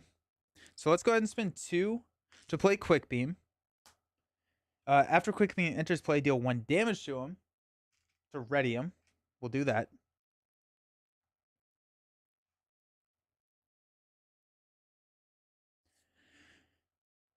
If we successfully quest, we can drop a rain or the Vigilant Dunedain. We're just kind of banking on that we push through this, I think, right?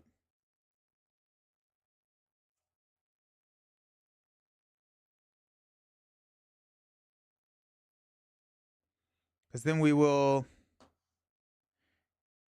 can still take this one undefended. We can, I think we're gonna block with the Hunter there, and then if we quest successfully, we'll have a block. Uh, then you could boost him. That's true. That's true. I could block the yeah. Good call. Good call. We're showing 4.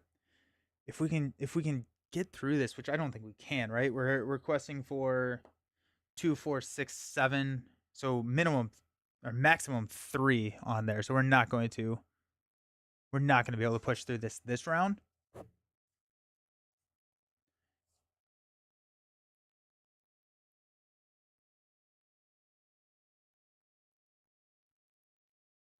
I think at this point it's not worth the risk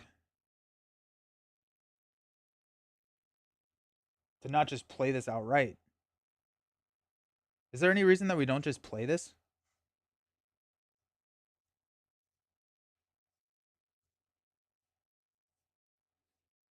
Just take the hit of 1 resource. Or honestly, we could play Descendant. If we play Descendant, then we can blow him up. Then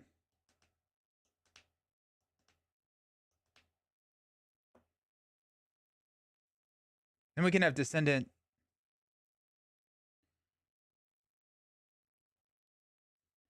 We don't even have to defend with, or we don't even have to quest with Descendant. And then we can have Descendant throw damage elsewhere as well as a defender. You think you would play the Dunedain or the Descendant of Thronador? I think the other option that we could do is go Descendant of Thronador to blow up here and then play the Hunter as well.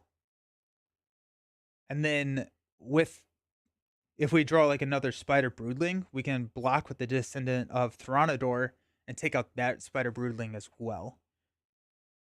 But then we just have a lot of cards on the table, and we're not pushing through this round, but we probably will next turn. Oh, it's staging. Oh, you're right. Never mind. Okay, we'll just play the defender or vigilant. Okay, I think we're going to not. We're getting a little scary here with this Sand Viper. So I guess we'll have a. Oh, he can defend multiple times. Never mind. We're fine. We're fine. Yeah, we can defend. He's really good. For some reason, I was thinking that we could only defend once, but no. Don't exhaust to defend. So defend. We can't defend there. Defend here. Probably take a damage. Yeah, that's hype actually. That's great. I do think that we will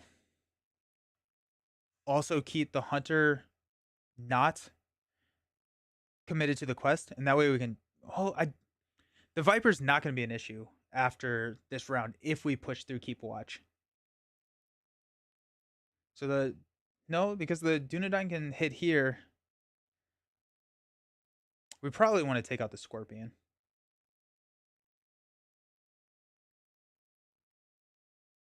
Because if we take out the Scorpion, we're not going to be taking damage on the Dunedain that much. So I think we don't quest here. Honestly, we could not quest with Armor Thrill because he's a 3 defense. So if we quest with 2, 4, 6, 7, showing 4, we'll place 3. Well, I mean, if we flip a treachery, we could clear keep watch. Once you have healing, it gets much easier. Yeah. Okay. I think. So this is 3, 4, 5, 6, 7, 8, 9. If we quest for 9, we're throwing 5. So if we flip a 1, we clear here. And our life is immensely easier. That's very high risk. Because we have 1 defender and well, we could take it. I think that's the route we go. I think that's the route we go. I think we blitz through and try and take this out.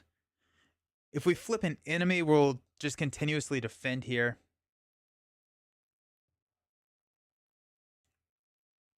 We're not going to be able to ready the Vigilant Dunedain for next round, which is not great, but it's also not the end of the world. If he attacks. I should say that. If he attacks. We also don't have to attack with him. So I think there's a chance there's a play in which we play the Dunedain Hunter here. And we look for another Sand Viper or honestly any of these because we have the defensive option. And we just have 1 more quest. I think we play this. I think we play the Hunter. And we quest with him. 1, 2, 3, 4, 5. Well, that's less appealing. Because we do have the Hive Guardian now. So that actually makes it not as great. But if we quest through Keep Watch, he is only a 2 attack. So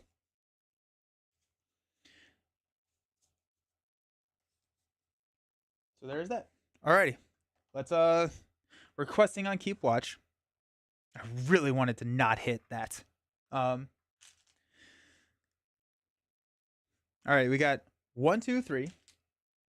And once we have 4 willpower here, we don't have to start questing with some of these, and we have a huge attack so we can clear out the enemies if we need to. 1, 2. 1, 2. We know that's happening. We're not questing here. We're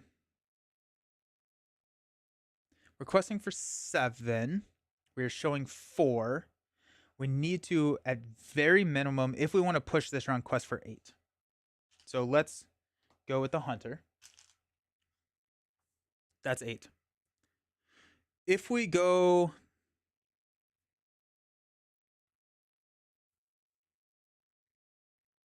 Yeah, questing for 8 already, which is nice. We could add 2 of these guys in. And at that point, if we clear, I think we'll probably survive here. It's like, how risky do we want to be, right? We could... I think we have to be risky here. I think we quest with both of these. The Dunedain defends for everything. And we potentially lose the Dunedain. But that would be very sad.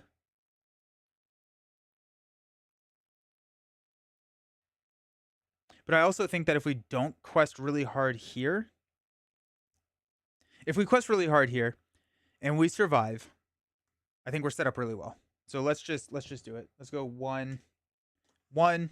We're questing for 10. If we push through Keep Watch, we're golden. If we don't have to quest as hard next round to push through Keep Watch. And I think the Dunedain, we're just rolling dice on shadow effects. Let's flip into a 3. No. Okay, so this is 7. We quested for 10, so we're replacing 3 here. That is so sad. Okay. We will probably lose the Dunedain here. So let's get some shadow effects. Okay, we're gonna take this one first. It's gonna be a 1, no shadow effect. We're gonna throw the 1 damage here. No, we're gonna throw it here. Okay. Dunedain will defend here, so it's gonna be 2. This attack deals damage. The defending character cannot ready. We are good. Okay. Dunedain will I guess it doesn't matter. Defend here for 2. To the end of the round, defending character cannot ready. We're fine. So we take 1 damage. And we're going to take defend here for 2. Attacking enemy gets +1 if it destroys the character, which it does now. Raise each player's threat by 1. Alrighty. So the Dunedain Hunter is gone. And our outlook on the game looks much, much more pessimistic. Yeah. Shoot. Okay. We'll stand up, increase our threat. That extra enemy, yeah, it really did. I was hoping it, yeah, I don't know. Should I have not done that? Probably. Ooh, actually, I don't know if I have an out here. Also, I need to raise my threat by 1, 2, 3. Drawing into, oh, it's a Vigilant Dunedain. Huge. Huge. The problem is that now we have to figure out how to quest through this. And there is no option to not quest. Like, if we fail this quest, we lose the game. Because we're not going to be able to get the Dunedain onto the table unless we quest successfully. So, here we go. Yeah. So that's fun. So we quest everything. We do it. We're questing on Keep Watch. We are showing 2, 4, 8. Let's go 1, 2, 5, 6, 7, 8, 9, 10. If this is unsuccessful, we're going to lose the game. 10. Either flip the search objective to off track or deal 1 damage to each questing character. Okay. That's fine. 1, 2. So much damage being dealt. 3, 4, 5, 6.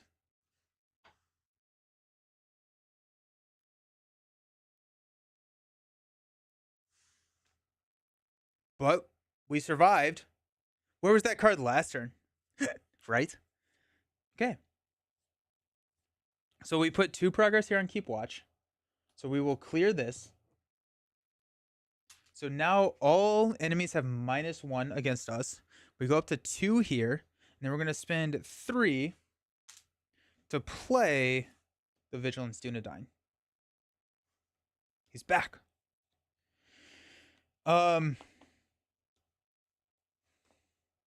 Increase our threat by 4? I don't think I can. I think I have to get a. This is brutal. I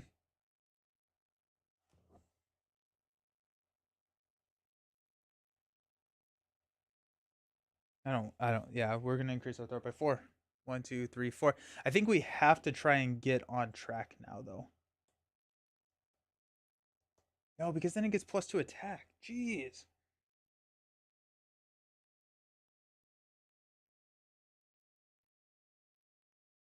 Do we increase our threat to go +1 defense here? I don't think we do. But a +1 attack. What would a +1 attack do for us? We attacking for 4. We deal 2 damage here. That's not great. I think we're gonna lose here because we don't have threat reduction. This is killing us.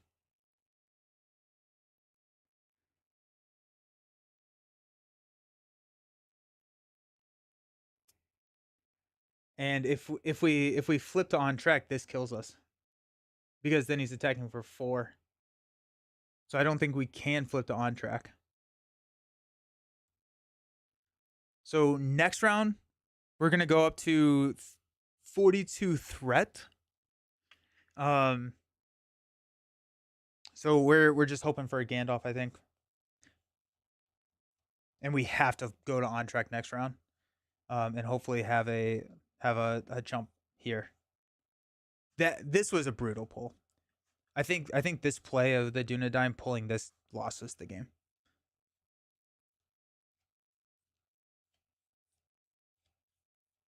Alrighty.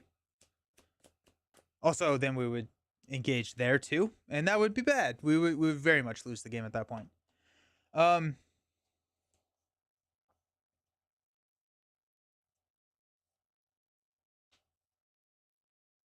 Okay. All right. Uh, Zeal shadow cards. We will defend here. No, we can't defend. If on track is in play, we're fine. That's 0. We will. Actually, let's defend here first. So it's gonna be 1 gets +1, so we take no damage. Um, we'll defend here for 2. Exhaust. That's game.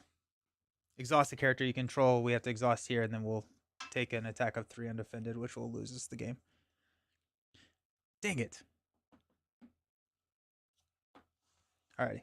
We're gonna try the deck one. I think the deck is okay.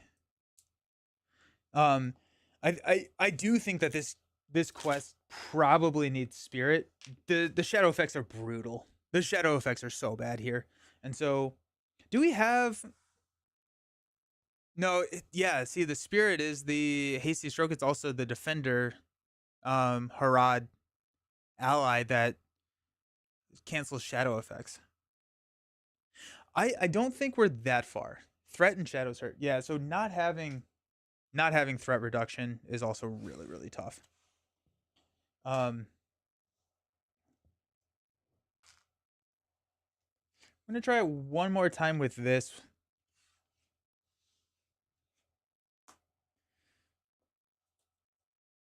I do like the acceleration that we get here. That being said, I'm not 100%. What would Theoden would add 3 to our threat? Should we switch to Theoden? Just like use the deck as a shell and just switch to Theoden and see what happens.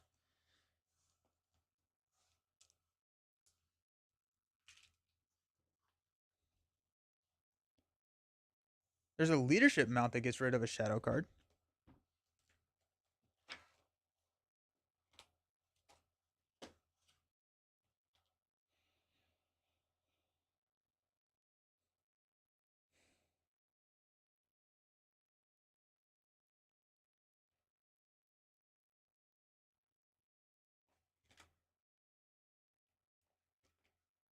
Armor Destrier, but you do have to defend against the attack. Alrighty, see you, Chad.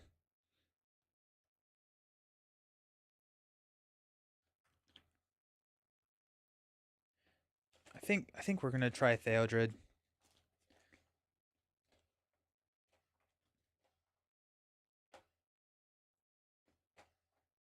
Also, I think Descendants can come out. I don't think the Descendants are what we need to have in this deck. Because I thought, for some reason, I thought it was um, any enemy. It's just in the staging area, which makes those harder to play. Okay. We're going Theodred. Theoden, sorry. Each hero with a printed tactics resource icon gets +1 threat or +1 willpower. When you open the next saga, tactics gets a way to cancel shadow. Ooh, that's exciting. I think it's after this cycle is the second or the first box of Return of the King. I believe. I may be wrong on that though. I don't have the because I'm just playing them as they came out. Let's grab Theoden.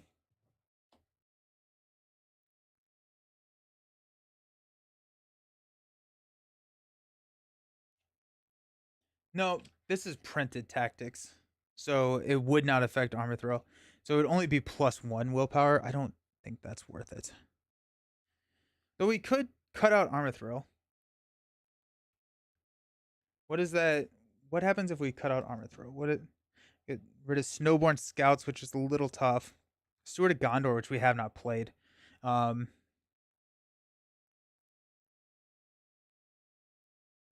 the sneak attacks are big.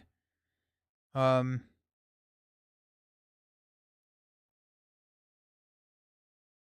yeah, getting rid of sneak attack would be very sad. I think. And it'd be +4 threat. I don't think that's worth it. Cut armor throw. Theoden would be 3 boost. Huragon to 3 as well. That is nice. But is it worth not having sneak attacks in there? I think we need to play Gandalf as many times as we can to reduce threat. We could go songs and go like Song of Kings and get that in there at that point.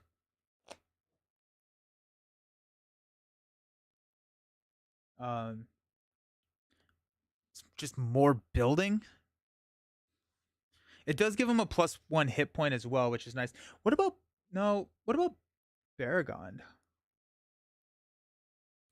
No, that's the opposite of what we want to do. um,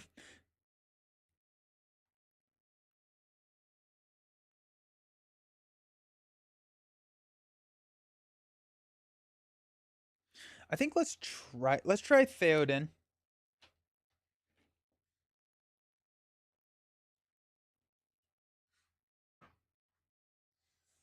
Theoden for Huragon.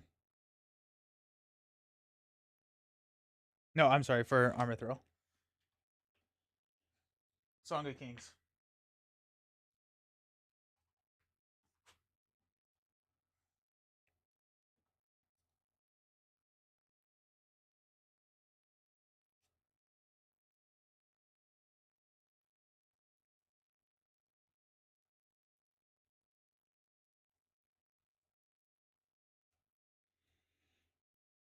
There's a new red arrow card. Ooh, okay. Yeah, let me take a look at that.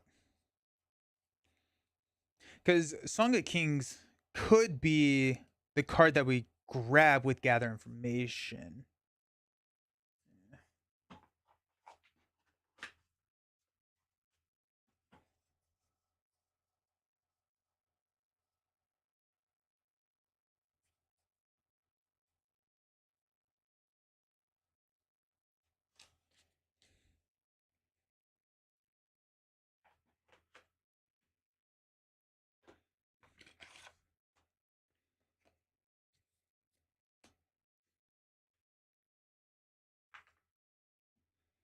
Attached to a Gondor hero. Attached hero gets +1 willpower. After the attached hero quests successfully, add the red arrow to the victory display to search top 5 cards for your deck for an ally input. That is a Valor response too, which is nice.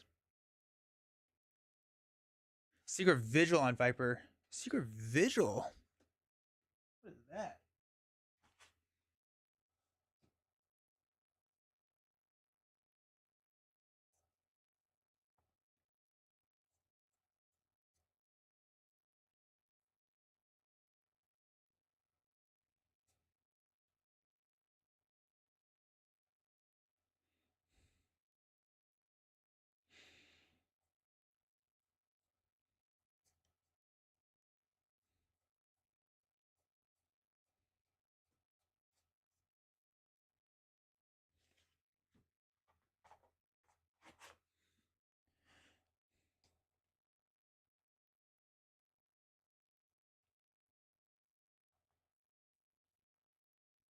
I don't know what Secret Vigil is. Oh, okay. Attached to an enemy.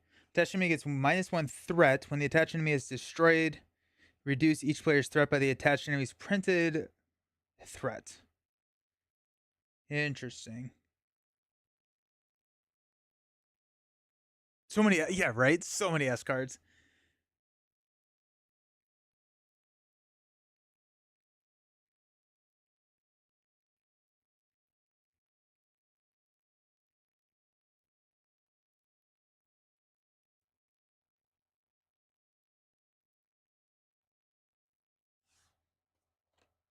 I think I like the red arrow a lot. You can go here.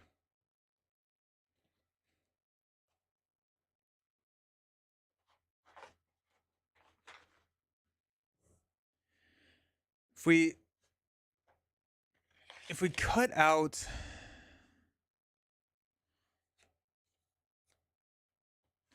do we cut out the S cards?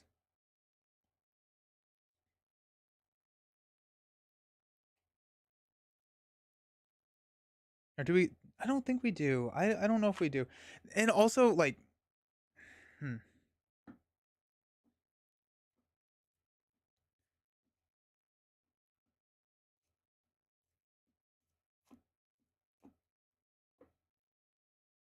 I think we go another song. You're relying on Song of Kings. Maybe reconsider Rivendell Minstrel. Ooh, okay, yeah, yeah, yes. Good call, Jared. Okay, that makes me feel way more comfortable doing that then. Okay, I like that a lot. Because then now we have three cards that are a lot of cards that can tutor it. Because we can get Rivendell Minstrel can grab the song. We can also grab it with like gather information if we, and we can make all those decisions once we see our entire hand or our opening hand. Um, Rivendell Minstrel. Okay, sweet.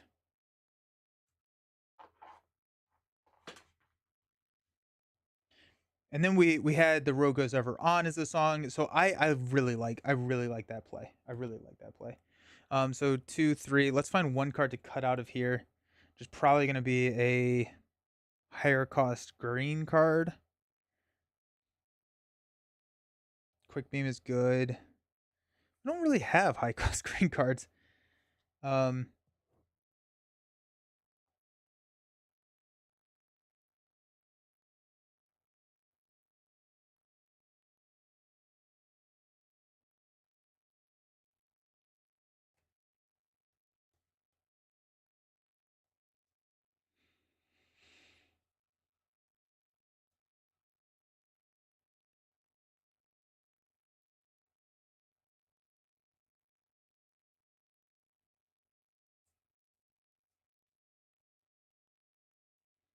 I think we're gonna take out a Snowborn Scout.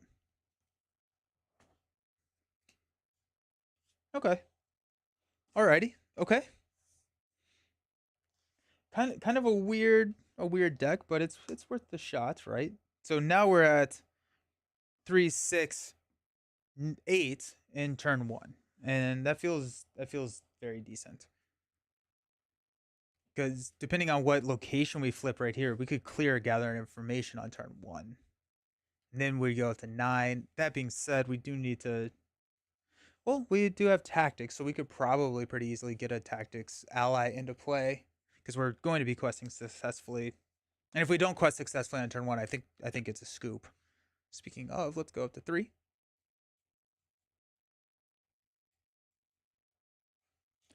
So let's flip and get a. Alrighty, that's what I like to see. I also think that I need to be a little bit more aggressive. Oh, that's make sure that there's. Oh, I got a lot of player cards in the deck. Oh, geez, what was I doing?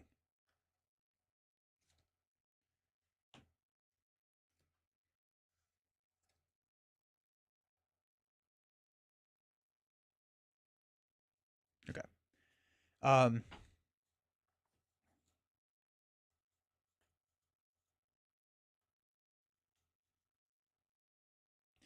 I think technically I have to choose or do my setup before I flip that setup.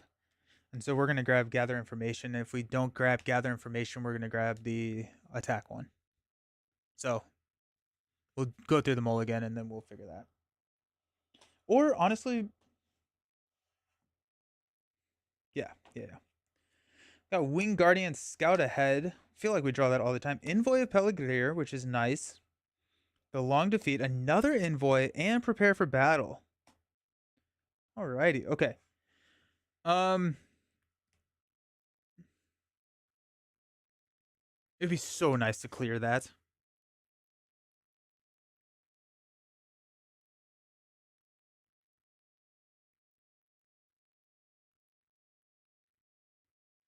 I think we keep this. So we have Envoy that we can play. We can drop another resource here. We can drop Wing Guardian if we want to. According to the list I'm looking at, the first Return of the King box came out during the Dream Trade. Oh, interesting. Okay. Well, that okay. Well, I guess I probably should have opened it. I I think my list because we just finished Two Towers, so we did Dream Chaser Two Towers, then this.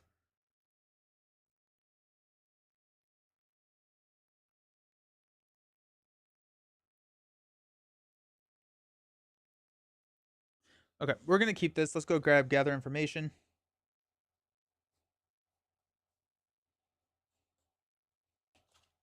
We honestly may throw Long Defeat on to gather information and draw cards.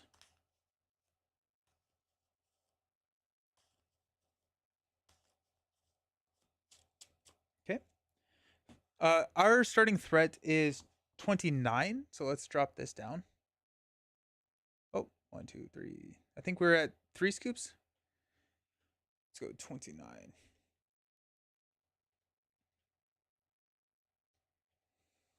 Then our card draw is a Quick Beam. Ooh, that's exciting. Interesting. Okay.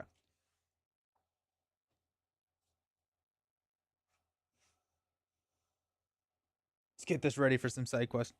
We got Scout Ahead. We've got Gather Information.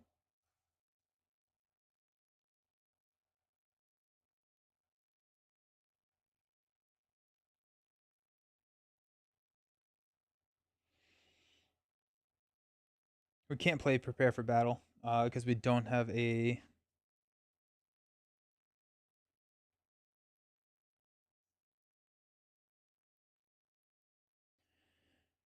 think we're going to go 1 here to play Long Defeat on Gather Information. We're going to spend 2 to play Envoy of Peligir and give 1 resource back to Hieragon. And I think we'll use once we quest successfully to get the Wing Guardian onto the table. And then we hit that nice little ramp there. And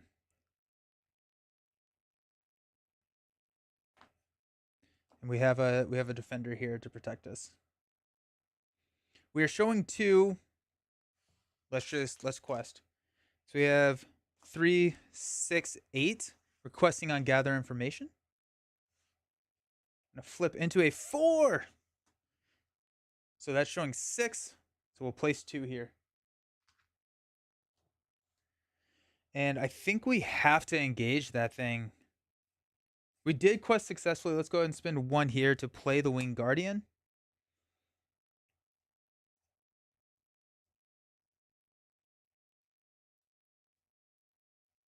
Flipping a 4 is brutal. Let's go ahead and engage. We cannot declare defender, so we'll take this undefended. It's going to be 1 exhausted character you control. All right. Go 1 damage here. Yeah. Cool. Okay. Stand up. Oh, I forgot to do this. We're going to increase our threat from this, then we're going to increase our threat. Yeah, but I bet there are different release orders for you. Oh, you're right. Yeah. Yeah. I don't even know where I think I don't even know where I grabbed my list from. Okay, we're gonna draw into sneak attack. Pass out some money.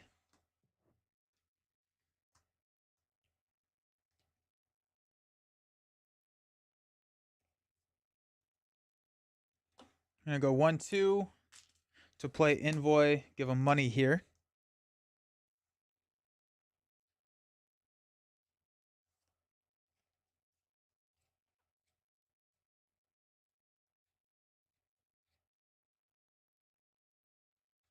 No, we're gonna spend the resource from here and not from Thurnadir and give the resource back. That way we can drop a quick beam next turn. Yeah.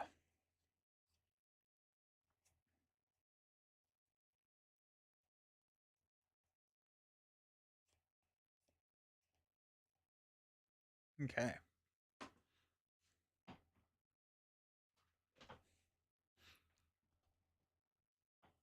So we're showing 0. We're gonna quest on to gather information again.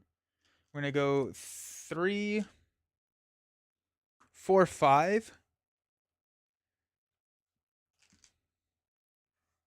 Showing 2.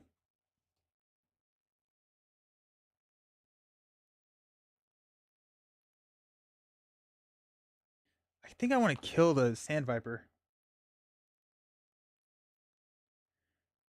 So these would kill the Sand Viper. So we could quest for 3, 5, 6. Hey! Thank you for the follow. I feel like the dude. I appreciate it. Hope you're doing well. If I quest for 6, we're showing 2. We only need to place 2. So we are. That's a pretty big risk, actually, right there, if we do that. But we do take out the Sand Viper. We could potentially take one more hit on the Sand Viper. Um,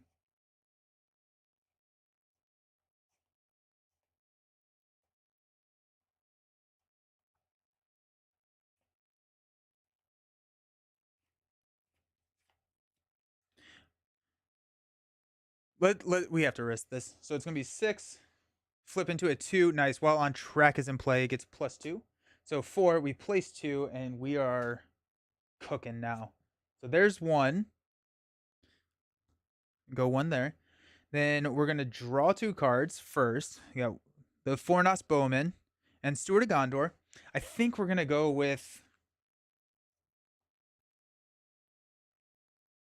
I think we're gonna go with Song of Kings.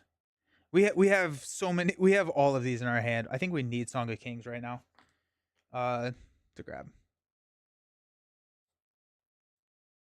Since we have Steward in our hand, I think Song of Kings makes the most sense. And then we can grab the other songs that we have with Rivendell if we draw them.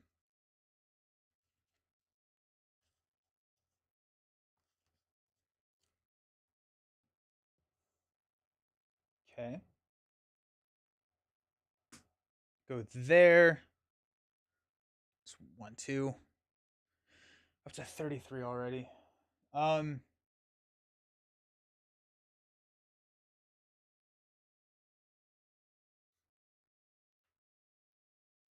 think we're gonna travel. No, that doesn't have a track. I'm trying to figure out if I can go to on track. I think I need to stop the bleeding from like a threat perspective.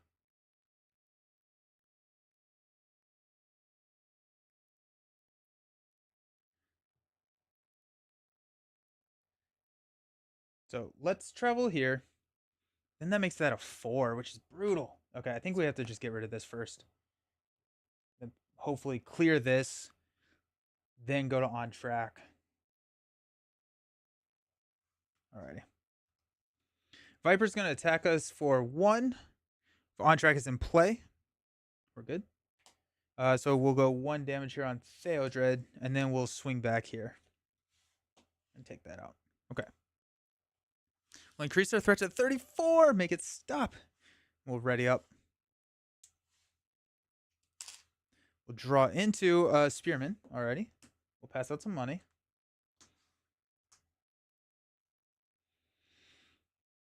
I think we will.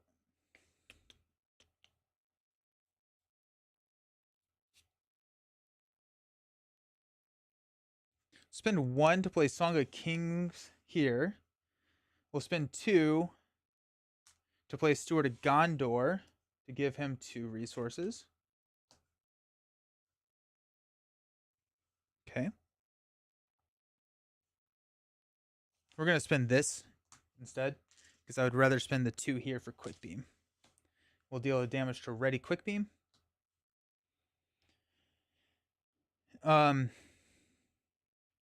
And then we can drop a Spearman when we successfully quest.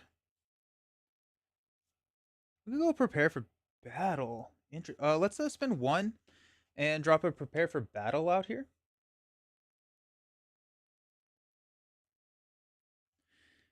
And yeah, okay. At least you don't have to play as risky anymore, keeping the enemies engaged. That's true. That is very, very true.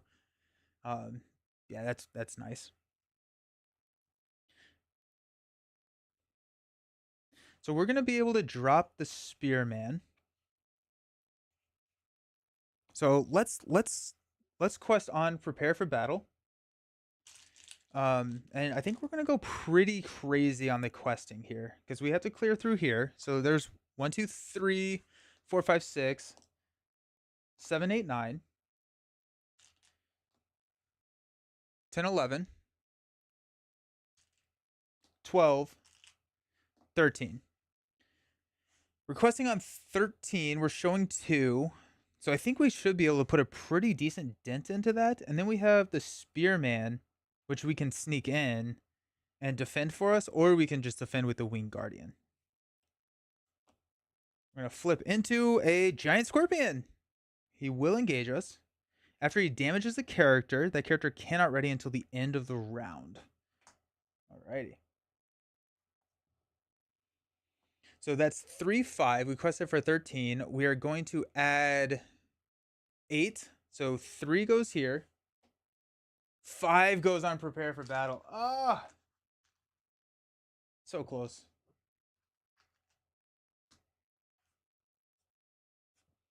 Off track goes here.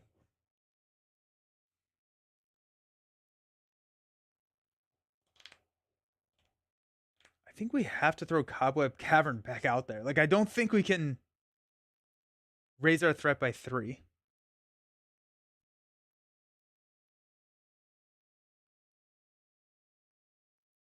I think we have to. And I think we have to travel here. Oh my gosh, no. Then we just like lock ourselves out. Do we increase our threat to 37? The threat goes so high so fast.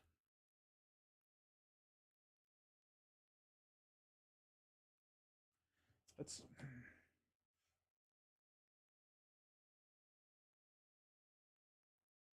topmost location.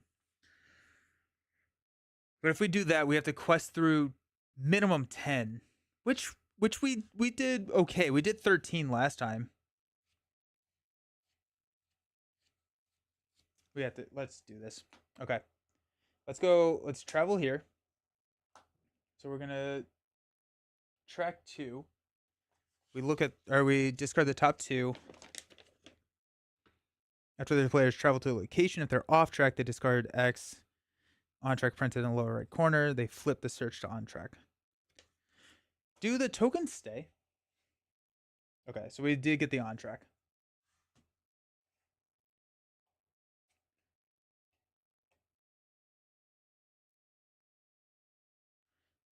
Okay. We are on track now. I'm actually not going to sneak in the Spearman. I'm going to keep the Winged Guardian around. Okay. So we're going to engage here. We're going to defend with the Winged Guardian for a 3 attack. The attack deals damage. It does not. I'm going to spend a tactics resource to keep the Winged Guardian around.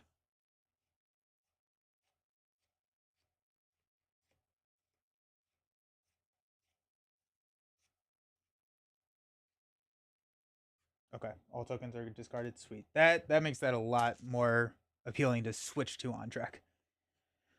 Okay. Oh, I wanted to clear that so badly. All right, let's stand up.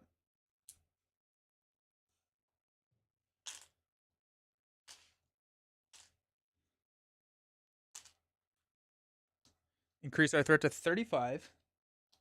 Let's throw some money out here. We're going to draw into Send for Aid.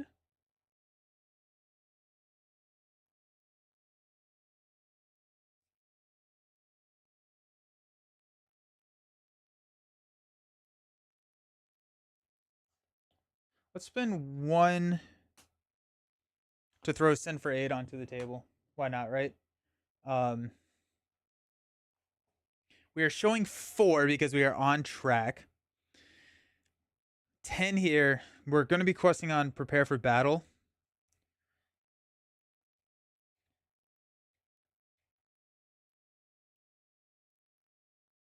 We're going to defend with Winged Guardian again. We have a resource to keep him around. I think I want to drop the Bowman. I think we have to quest.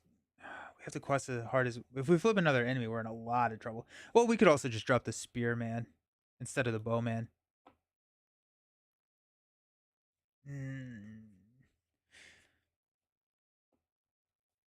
Yeah, drawing the extra card here is going to be really nice. Okay, and the additional. There's a lot of nice things about clearing prepare for battle. Let's go 1, 2, 3, 4, 5, 6, 7, 8, 9, 10, 11, 12, 13. Okay, so we go to 13. We're questing on 4. When revealed, each player must choose to either raise your threat by 1 for each character you control or discard a character you control. I will discard this envoy, which takes us down to 12, but 4 places 8, which clears here and clears here. So that goes there. Now we are drawing an additional card every round, which is huge. We're questing for 4 here, and we are on track. So at the end of the quest phase, search the top 3 cards of the encounter deck for a card with on track, add it to the staging area, and discard the rest. If none were placed, flip the objective. We got Nest, No, and Blocked Passage. We'll take Blocked Passage. Okay. Requested successfully.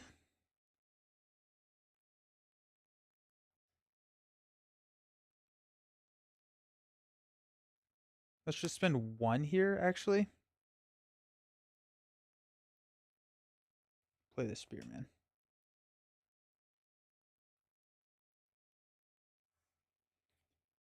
Okay. We're going to defend here with the Winged Guardian. Oh, wait, we can travel.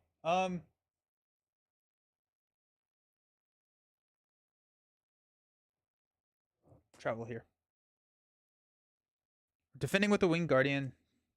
No shadow effect. We survive. We're going to spend a resource to keep the Winged Guardian around. And I think that was my shadow effect, so that'll just be the next card. But now we can't deal any damage left, but we have a consistent engine here. Okay. End of the round, we're going to increase our threat by 2. Give me a Gandalf. I'm going to ready everybody. If we get a Gandalf, that'd be pretty sick, actually. Because we have a sneak attack in hand. Got a Minstrel, which is not bad. And another Quick Beam. Alrighty. Got 1, 1, 3.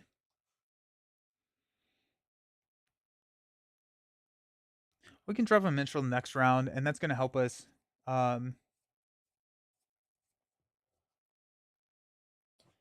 We're going to quest on Sin for 8, I think. Or we could go on Scout Ahead. Just to kind of like set the encounter deck and buy us a little bit more time, which is nice. I'm trying to figure out if there's a way in which we can. We actually may not need to quest with Quick Beam. We can probably take this guy out. We need to attack for 6, which is here, which is a -5 questing power, but we're only showing 2. I'm okay with that. We have a defensive option here. We also can drop the Bowman, which we'll probably just cheat in. Okay, I think I like the switch to Theoden. I think that worked really well. Thanks, Jared. Okay, so we're gonna quest for 4. 7. So that's down to 7. We're showing 2.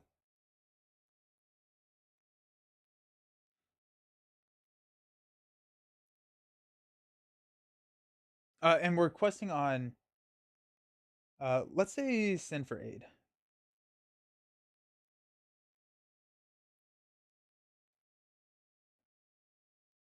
We'll go ahead and quest with the Envoy. So that's going to be 8, showing 2. I'm going to flip into X is the number of characters controlled by the first player. No! So this is going to be 1, 2, 3, 4, 5, 6, 7. So that's a 7, 9. We quest for 8. We quest unsuccessfully. That is so. That's a crazy card. Oh,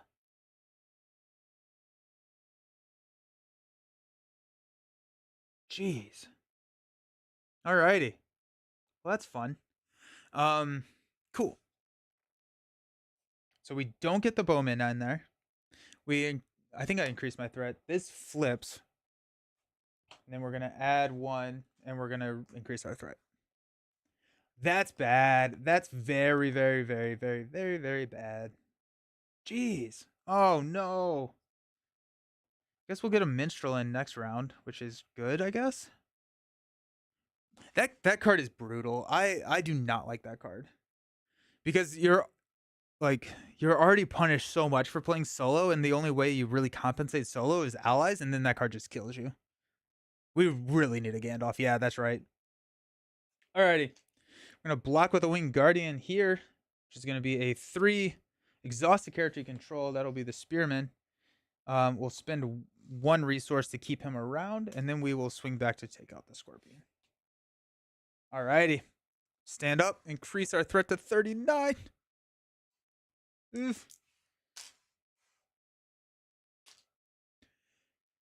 Draw 2 cards.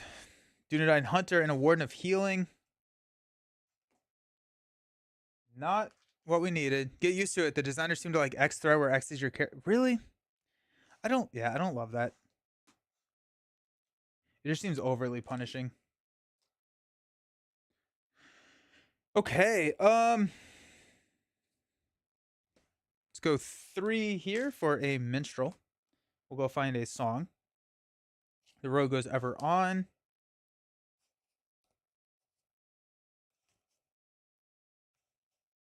We'll throw that on Sin for Aid because I think the only option here is for us to hit a Gandalf either through a Sin for Aid or something like that. Makes the Mariner's Compass and Distant Stars really good. It's good to know. We are off track. We need a Gandalf.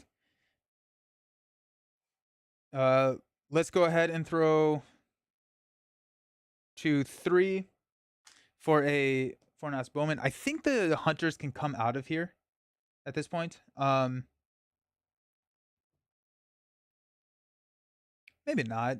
Maybe they don't deserve to come out.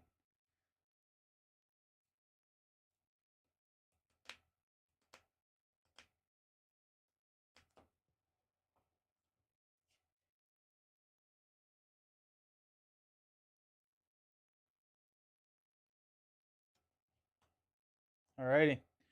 We are showing we don't want to do that because then okay. I don't even know if I want to play this actually. Let's bring that back. Because I don't think I want to quest with him. I almost want the Spearman to die. Like I don't want him around anymore. Because this is just hurting that. Okay, let's quest all out.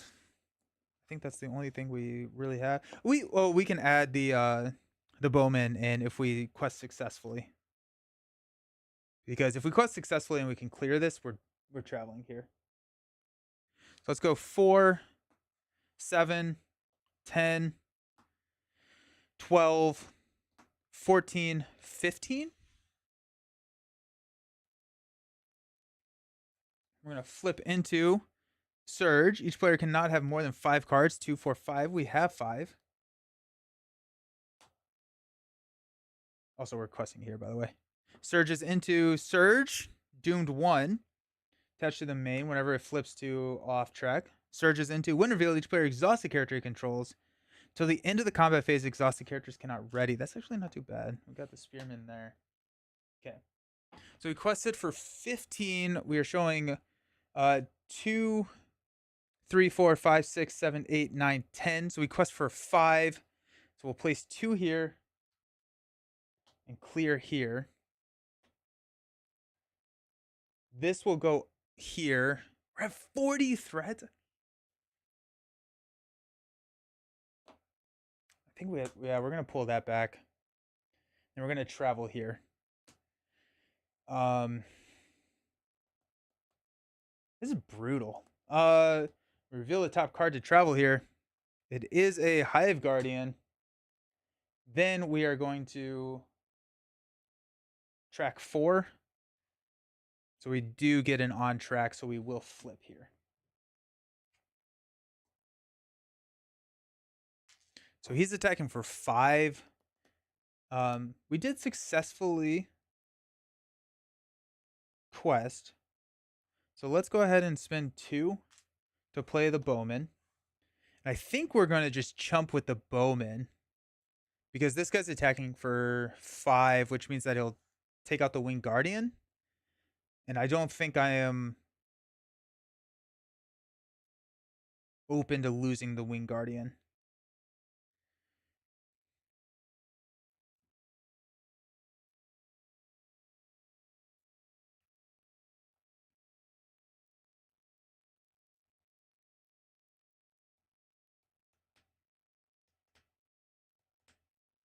But if we block with the Winged Guardian, we lose the Winged Guardian. We can attack. We won't deal any damage here, though, unfortunately.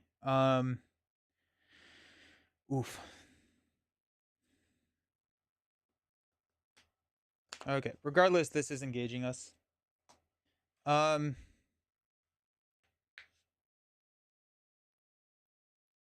block with the Guardian. Attack deals damage. Defending character cannot ready. It does deal damage. It deals enough damage to take us out. Alright. We're going to go up to 41. We need a Gandalf. Please, Lord of the Rings. Please. The Valar. And we will have to immediately discard a card. Keep watch. And the storm comes. I'm going to toss the storm comes. Alright, am I? I'm going to toss the hunter. No, I'm at 5. Jeez, I need a Gandalf, man.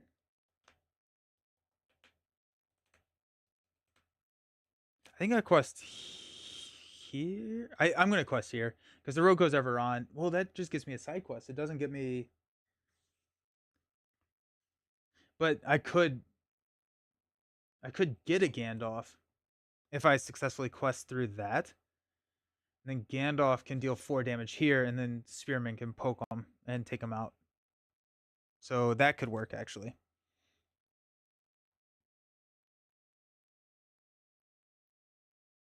Let's play The Storm Comes. Let's... Oh, I never gave out money.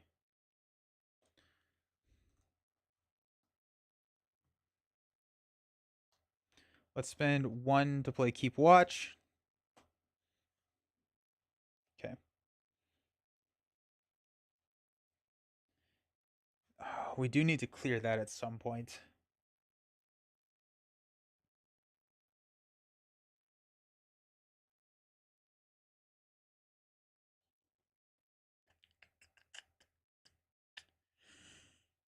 Next round, we'll be able to play a Warden of Healing, which is nice. I almost like... yeah, I think we have to quest here. We could go on Keep Watch. Alright.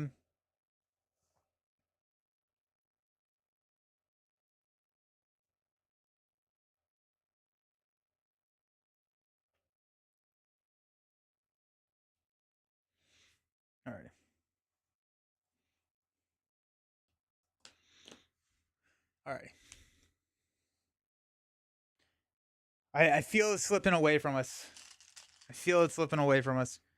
But we are on track, which is nice.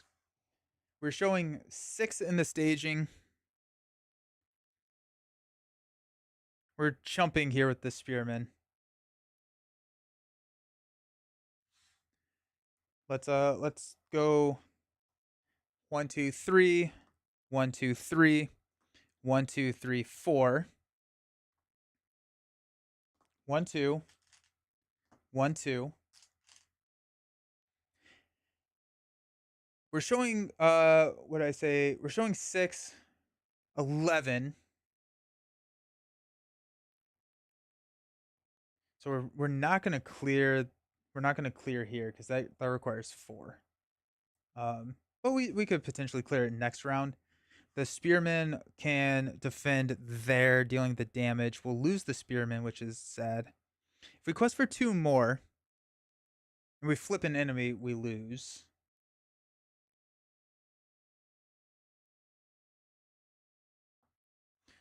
If we quest for 1 more, that puts us at 15. We will go down to 9, 5, 4. So if we flip a treachery, we do pass, and then we're feeling really good. And I think that's what we're gonna do. And then we have a emergency block here as well. Flip into okay. Well on track. It gains surge. Boo. Surge is into when revealed, either flip surge to off track or deal 1 damage to each questing character.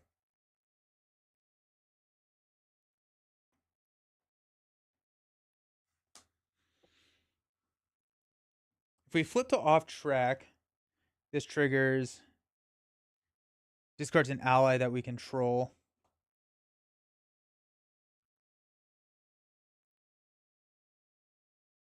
But we will get Gandalf. So this will die. We'll take this undefended. We're gonna flip this to off track. Oh, and then that goes down. Oh, we absolutely blitz through it at that point. Then we can discard.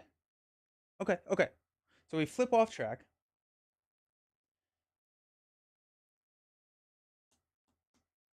Where did I put that? Oh, either flip the search trajectory to off track or deal 1 damage to each questing character. Okay, so we flip that to off track.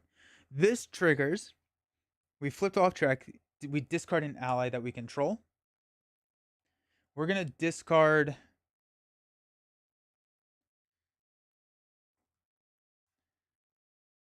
the bowman, which means that we go quest goes down to 14. Then we're gonna resolve. So we got 1, 3, 6. Because we flipped, that's now only a 2. So that's good. So that's 6. We quested for 14, so we placed 8.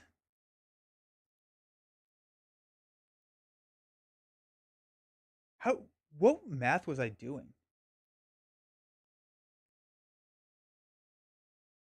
So this is 2, 4, 5, 10. I'm only placing 4. Oh, I'm placing 4 here. Yeah, okay. Yeah, 5, 5, 4. Okay, so we're good. So this clears, which is great. This clears, which is huge. So the road goes on. I'm going to do that first. I don't actually know if I have any in here still. I think I may have cleared them all. Yep, we don't have any. So the road goes on whiffs, but I wanted to pull out the side quest so that it's not taking up a potential card slot for Send for Aid. This goes up to 3 too, which is nice. Each player searches the top 10 cards for an ally and puts it under player or control. Each player who does this shuffles their deck. Got 2, 4, 6, 8, 10. Hunter Gandalf. Misty Mountains. I think it's going to be a Gandalf.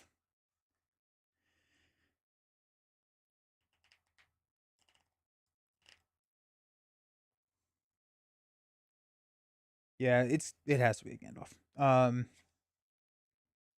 We shuffle our deck. Gandalf enters play. I was saying that we would do 4 damage here.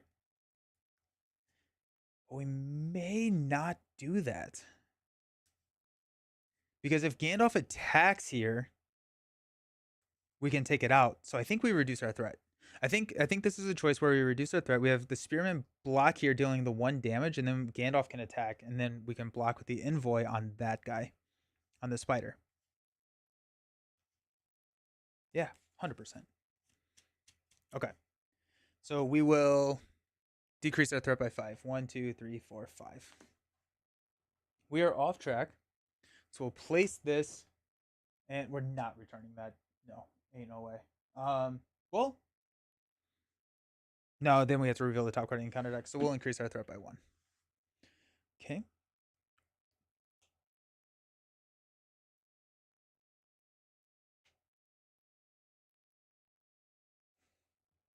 We'll travel here, which is track 2. We did get on track, so we will flip here. So that's great. Okay. This guy engages us. We will attack. We'll deal out shadow cards, I guess. We'll defend here, dealing a damage. And the shadow effect is nothing. Then we got Envoy defending here, which no shadow effect. Gandalf will swing back and take this guy out.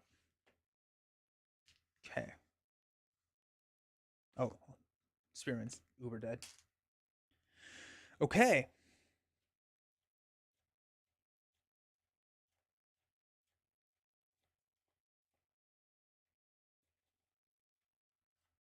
What happens when we push? We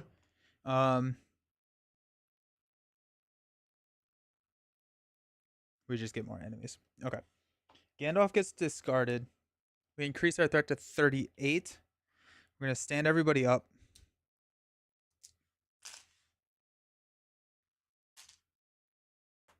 We're going to draw 2 cards. Got the Envoy and Winged Guardian. And I need a Gandalf. Let's pass out some money.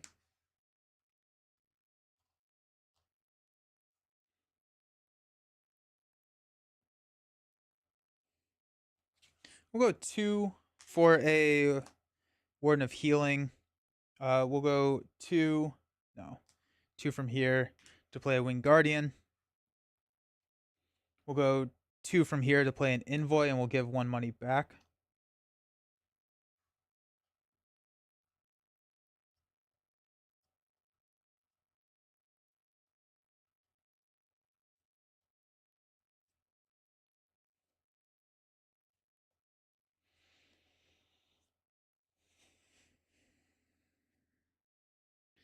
I think we continue to knock out these side quests. I don't think we push.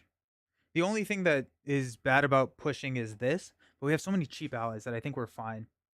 I think we can continue to knock out some of these side quests. We have like Quick Beam here, which can take out this guy by himself. Winged Guardian can block, so we're good there. We do have a Warden of Healing, so we can start healing some guys up, which I think we'll just go ahead and do. Heal our heroes. Okay. We're showing 4, 10 with the active. I think we go scout ahead. Or we go keep watch. I think we go keep watch here. We just start to get ourselves ready for some of these insane enemies that are going to come. That being said, if we quest on an easier one, which could be the enemy territory, we really haven't had an issue of maintaining under 5 cards. So, and that's 8. So I think that's the last one that goes. I do think we travel here to get that out of. It's only a 4.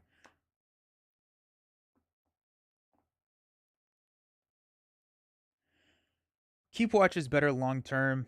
I think what I'm going to do is I'm going to count up what I can quest for and then determine which one I'm questing on. I know that's not how you're supposed to do it, but that's what I'm going to do. We got 1, 2, 1, 2, 3, 1, 2, 3, 1, 2, 3, 4, 5. So we have Winged Guardian to block here. We have Envoy as a panic button. Quick Beam can take out here, which we actually may not need to take him out because we have Winged Guardian, and that's just going to be a fuel for like ever until we flip another enemy. You prioritize enemy territories to get the card draw it gives when you beat it. That's true. That's true. You do get the card draw. That's true. I think I'm going to go 1, 2. That puts me at 15, which is effectively 5. So I think I'm gonna go scout ahead because if I can clear scout ahead, then I get +1 here, and it just like right, it just gets a little bit better um each time. So I have a defender, I have a blocker. So let's flip into when revealed. Either flip the search objective to off track or deal 1 damage to each questing character. That does kill the minstrel, which is the hard. But it honestly is not that bad. If we kill the minstrel, we're just gonna do that. Or yeah, yeah, we're gonna kill the minstrel. So 1 damage because we have the warden. We're probably just fine here. So we got 1, 1, 1. We did that, and then 1 here, which reduces this by 2. Oh, which doesn't clear scout ahead.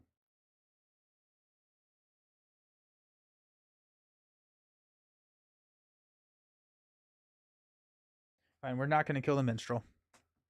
So we'll remove all this damage, and we'll flip this to off track, which will discard envoy. Or we may just discard quick beam. We don't have enough money to play quick beam. Yeah, we'll just discard the envoy. Okay, so that clears scout ahead. So this goes here. And what does scout ahead do? We get to look at the top 5 cards, discard a non-objective card, and add it to the victory display. Put the remaining cards back in any order. Okay, we only have 4 cards, so that's a little unfortunate. Okay, so we have Sand Viper. Quick Beam is my favorite int. The hasty int. Yes. Okay.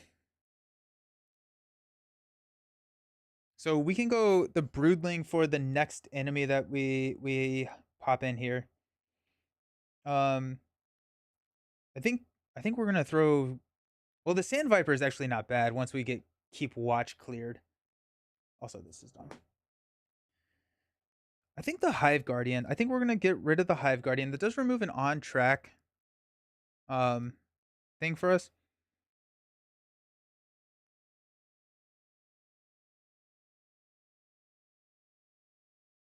So we'll throw the Hive Guardian out there.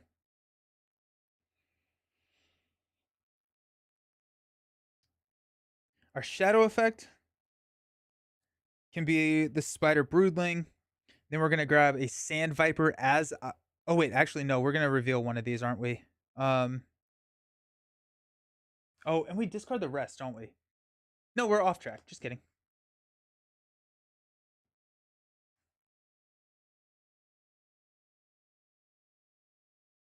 Okay. Okay.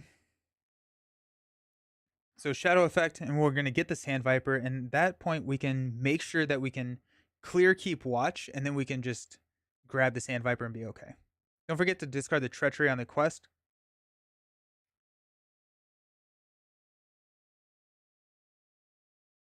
Oh shoot. I triggered this already. So actually Envoy is back out. I thought that was whenever we progressed the quest. So I triggered that twice. Thank you, Jared. Thank you. But I've already triggered that. That may have been a different. That may have been a different. No, that was that was that. We're just gonna discard it just because I can't. All the games are starting to blend together. Um. So Shadow Effect, Sand Viper, and then Guarded by Spiders will be a Shadow card. Okay.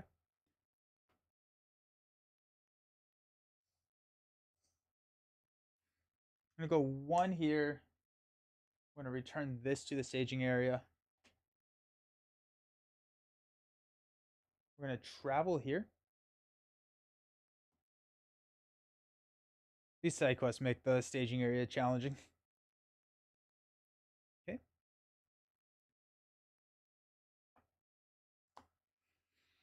We will block here.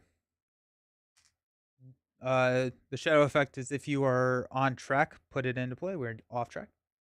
So we're good. And then we spent the resource to keep them around. Alrighty.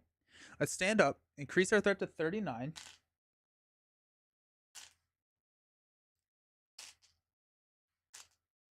Draw 2 cards. We got the Spearman and Gandalf. Let's go. Alrighty.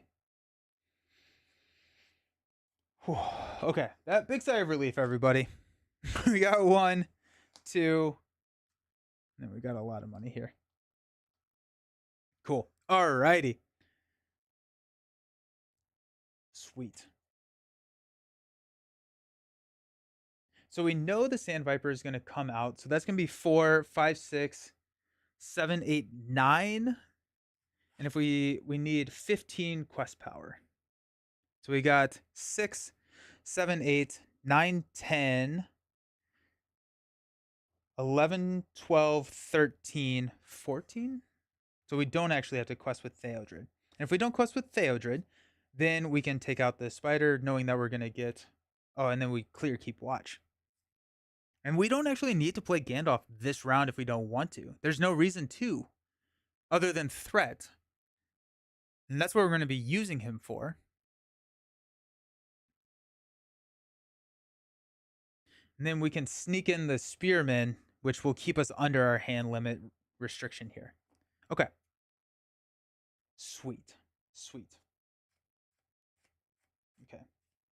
I am Gandalf, and Gandalf means me. Just need that eagle so you can let Winged Guardian go and start prepping the Brood Mother. Yeah. Yeah. Yeah. Okay. So we know it's going to be 4. I'm just counting in 6, 12, 15. We need to quest for 15. We got 6, 7, 8, 9, 10, 13.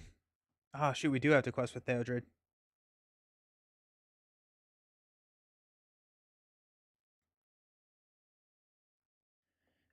So 13. Okay, so this is 6, 7, 8. So that's 8. 11, 14, 15. Then Quick Beam can take out here and we can attack with. Okay. Cool. Excellent. So requesting for 15. This guy will come out. We successfully got Keep Watch. Now everything is -1 attack. Requesting there.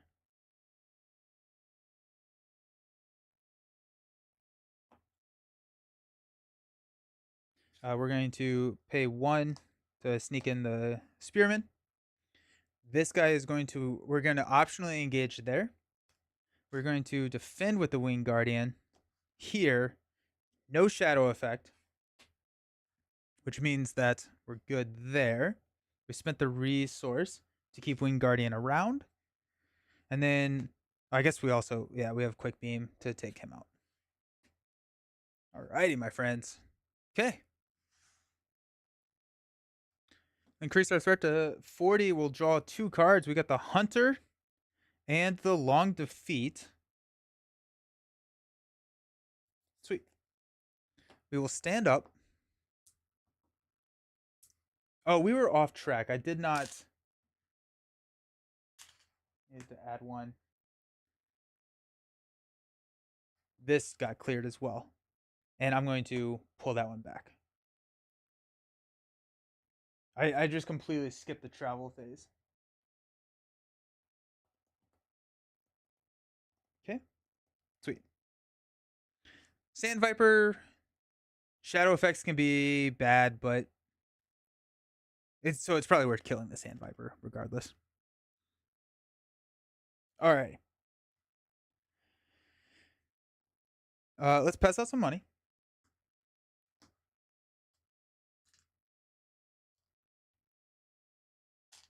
And we're stood up. Let's go 1 to play the Long Defeat in enemy territory.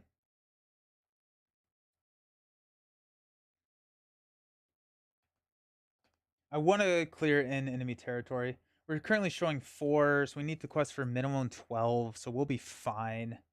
And then Long Defeat will trigger. We'll get 3 card draw. And I think at that point, we're probably going to be like off to the races. We might as well just clear the storm.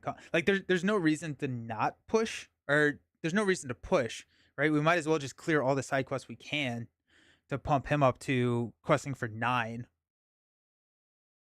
and then also the Winged Guardians would be nice to get onto the table. Cool. All right, so we will shuffle this up. We also have sneak attack Gandalf. We could save Gandalf depending on how our threat is looking for damage on the Broodmother, right? Like, I don't think that's a horrible idea.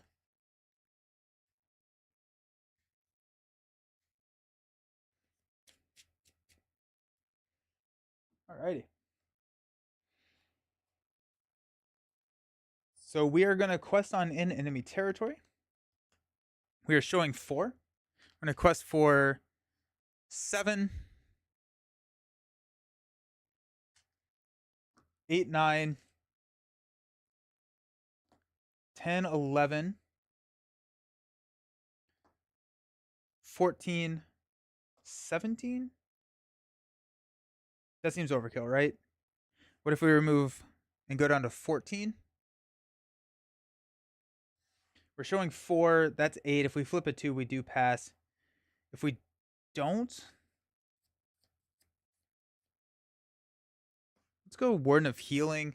That's going to put us at 15. That way, if we flip a 3, 7, 8, we would be fine. There's a lot of 3s. If we flip the X,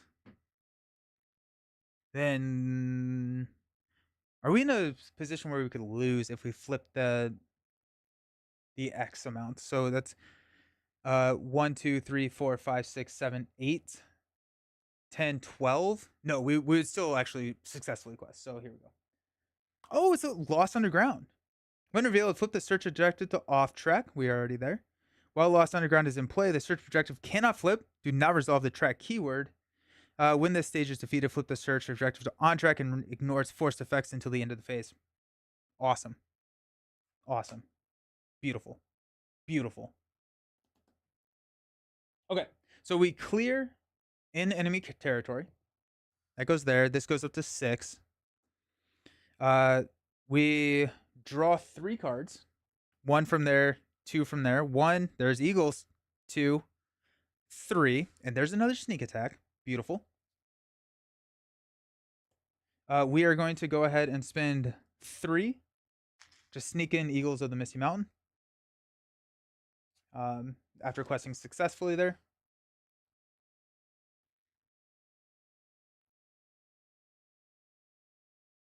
Okay.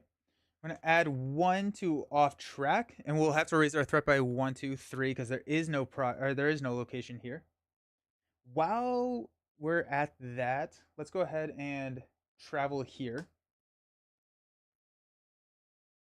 Because I just want to cycle that location back in. Sand Viper is going to attack for 0. If on track is in play, it's not. So we take no damage. We'll go ahead and swing and take out the Sand Viper. Alrighty, my friends. Let's stand up. Once we got increased our threat to 44.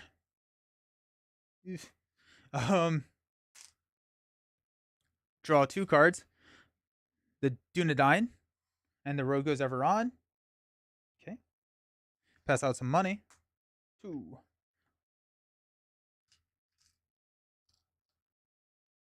Alrighty. We'll spend 1 to play the Long Defeat onto The Storm Comes. I don't see any reason to not do that one first.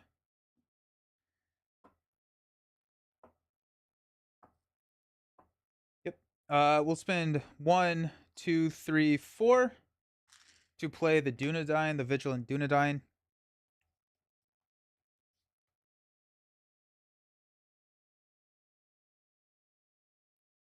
Sweet. I'm going to go with The Road Goes Ever on Searching the Caves. Because that is an attachment that I now control, and I can discard that if that shadow effect card comes out. Excellent. We're showing 0, or no, we're showing 2, 5. We'll quest for 8 there. We're questing here on the storm. 10.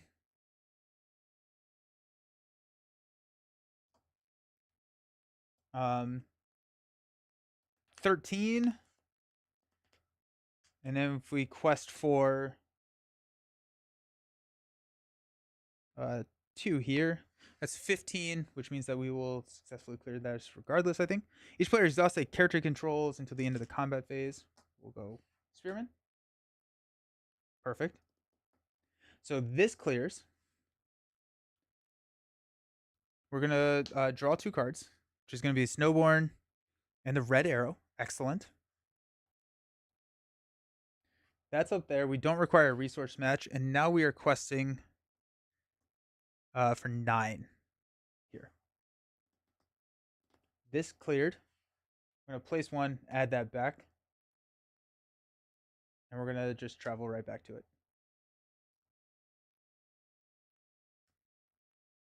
Sweet. We are at 40. I think we do need to go ahead and get Gandalf in here to reduce our threat just a little bit. So let's stand up.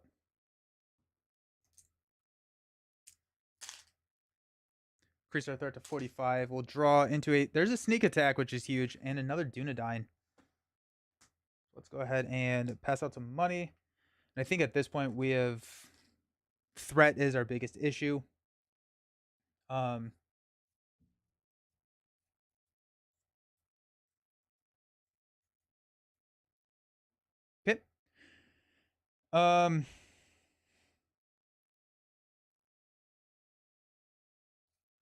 Spend 1 to play the Red Arrow onto Hiragon over here.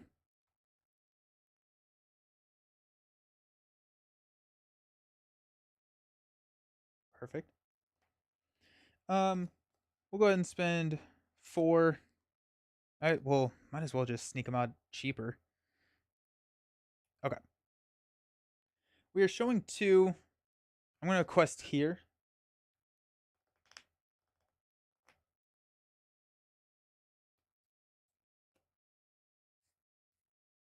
Yeah. So we'll quest for 9, 11. Minimum, we need to quest for 10. That's 11. Let's go plus 4 is 15. We're going to flip into a 2. While it's in play, progress cannot be placed on locations. Okay. So 11. We clear here. We clear here. We flip this to on track, and we ignore that until the end of the phase. We're now questing for 10 here.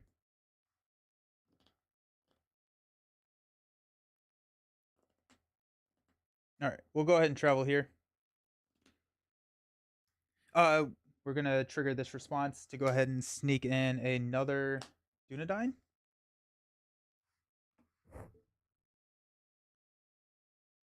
And we'll stand up. Increase our threat to 46. I did say that I wanted to sneak attack Gandalf in. We do have 3 sneak attacks for Gandalf. Which, okay, we can sneak Gandalf in next turn after we push. Okay. Go into a Winged Guardian. Excellent. And a Gandalf. Let's go. Alrighty. Alrighty, my friends. We got 1, 1, 3.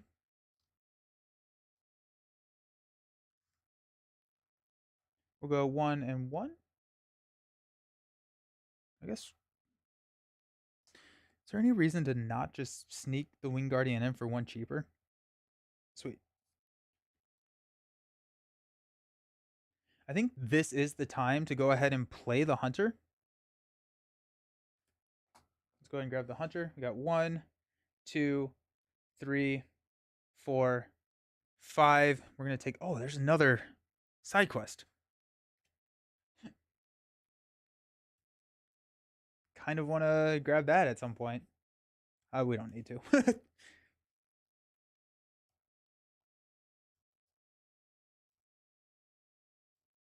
Okay. Go ahead and spend 1 to play Snowborn Scout to place 1 here.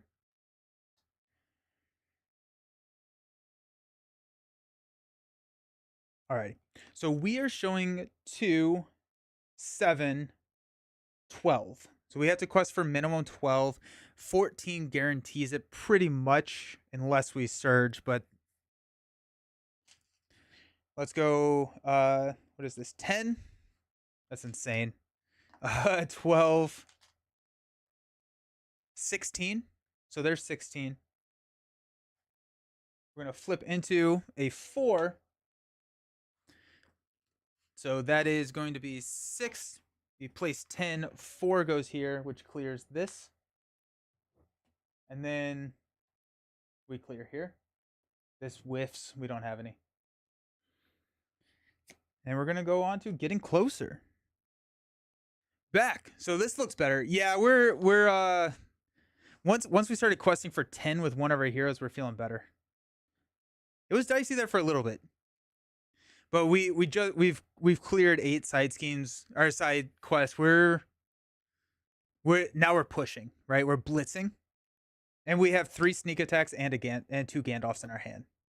So we're like this lineup right here. We have our answer for the Brood Mother.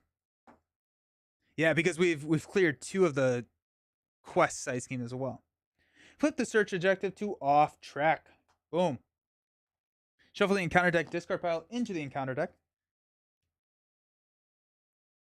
Discard cards from the top until X enemies are discarded, where X is the number of players. Add each enemy discarded this way to the staging area. No enemy. And that's a location. Okay. While on track and play, encounter cards effects cannot be canceled. Alrighty.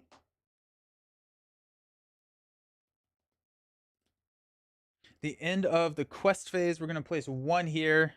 And shuffle the encounter card, discard into the encounter deck, and discard cards until from the top until a creature enemy is discarded. Add that enemy to the staging area.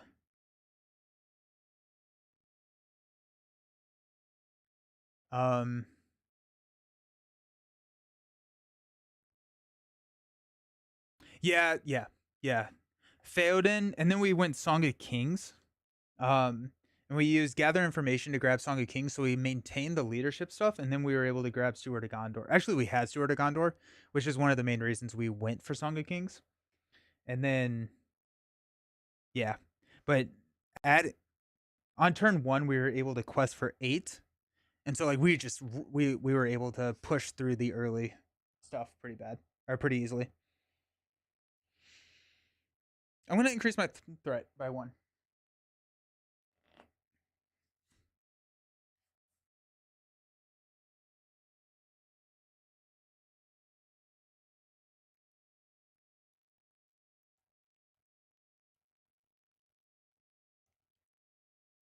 Okay.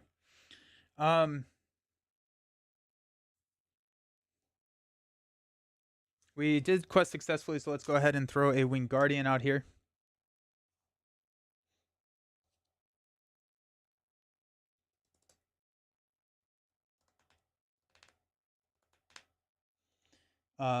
We will go ahead and travel here. See if we go on track. We do get on track. Beautiful. This will flip. Sand Viper immediately engages us. Let's go ahead and have Warden of Healing. Oh, we don't have any damage. Alrighty then. That's fun. We are going to, at this point, we're going to be at 48. We can sneak attack. I don't want to. Chad, yeah, no, that was Jared's idea. It was Jared's idea. And then we threw in these Rivendell Minstrels to help with questing, but also to get Song of Kings if we needed it. And then we then had the Rogue Goes Ever On to for the additional songs. I think we have to sneak attack Gandalf. Like we're getting so close to. Do we have a Gandalf? Yeah, we already have a Gandalf here. Okay.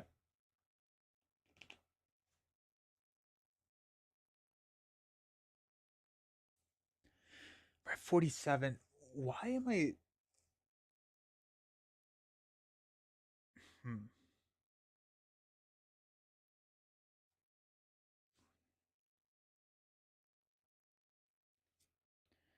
Each player adds a Broodmother to the staging area. Each other player reveals an encounter card. Flip the search objective to off track. While there's at least 5 progress token on the stage, Broodmother loses, cannot take damage. After the search objective is flipped to off track, remove all progress from the stage. Okay. I'm not going to have traveled here because I'd rather just try and no, because we got on track because of that. Okay. Okay.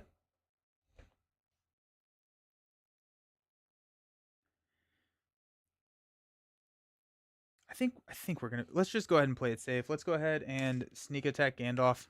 Reduce our threat by 1, 2, 3, 4, 5. And then we'll go here. We're going to defend here. It's gonna be 1 till the end of the round. Defending character cannot ready. We'll go ahead and just sack this Winged Guardian then for the Misty Mountains. And we'll take an attack of 0, no damage. Gandalf will go ahead and take out the Viper. Then Eagles will go ahead and take out here. All right, let's stand up. Gandalf pops back to our hand. Increase our threat to 43. We'll draw into a Steward of Gondor and a Eagles of the Misty Mountain. Increase our money. Okay.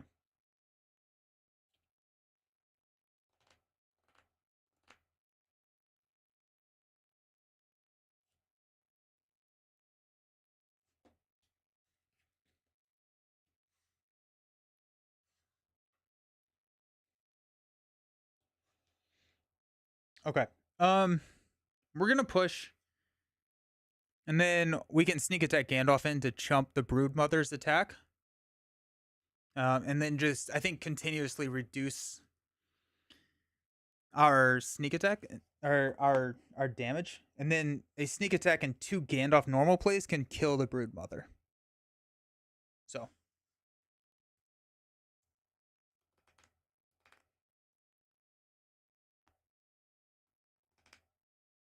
So we're showing 6, 11. Let's go ahead and are we playing anything? Nope. I'm gonna quest for 10, 12,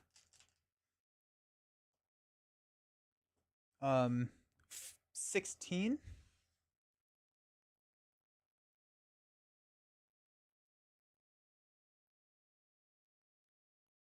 Seems good enough. 11. Sorry, we're fine. So 16. Flip into a. Oh no! I forgot. Oh jeez. Okay, so this is 1, 2, 3, 4, 5, 6, 7, 8, 9, 10, 11, 12, 13. So we placed 3 progress here. Forgot about that card. Hunt. Oh, jeez. All right. The end of the quest phase. Search top 3 cards for an on track. Added to the staging area. Discard the rest. 1, 2, 3. So blocked passage. Alrighty. Increase our threat. Stand up.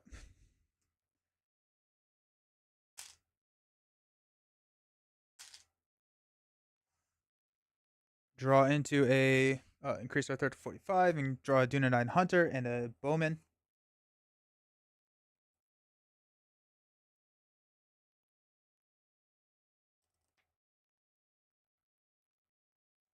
We did quest successfully last time, so I'm just gonna go ahead and throw in a Eagles of the Misty Mountains for 3.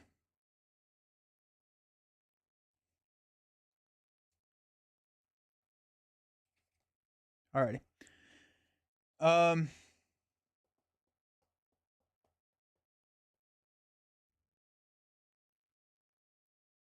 we will jump directly into quest phase. So we're showing 2, 3, 4, 5, 6, 7, 8, 9, 10, 11, 12, 13, 14, 15, 16 in the staging area. So let's spend 1 sneak attack Gandalf. So 17 is our goal. I'm just gonna use this as the to remember that number. So that's what we need to hit. We're gonna reduce our threat by 1, 2, 3, 4, 5, and he's committed to the quest. So let's go ahead and count this up. Got 1, 2, 3, 4. 1, 2, 3, 4, 5, 6, 7, 8, 9, 10. So that's 14. 1, 2. This is 1, 2, 3, 4. That's 20. We're showing 17. We're gonna go 1, 2. 1, 2. 1, 2, 3. So that's 27. That should be good enough. Okay, so we got the giant scorpion. So that's showing 20. So we placed 7, 3. Oh, we didn't get it. I need to spend more time doing math. All right, so we placed 3 and 4. Oh, that's what we would call super frustrating. That was just bad play. Alrighty. Clear that. We're gonna get rid of this. Reveal the top card in counter deck. We are on track, so we will surge. Oh wait, actually, on track happens first. We got 1, 2, 3.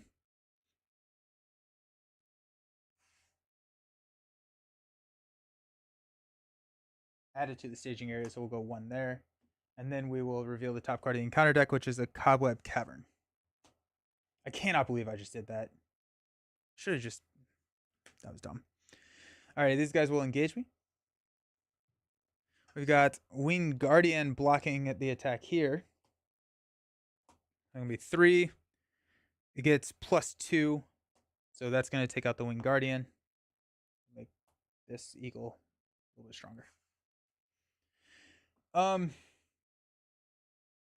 We'll defend. Oh wait, actually, it's only no. We don't because he has -1 attack.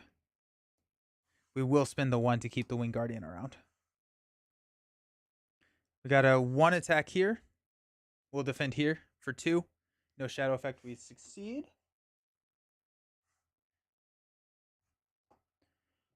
We will go 3 to take this guy out. We've got 3, 6 to take him out. All right. Stand up.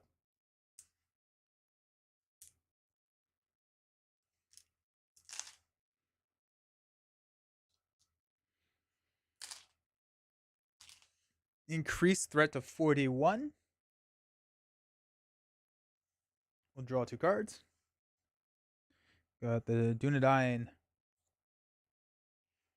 Pass out money.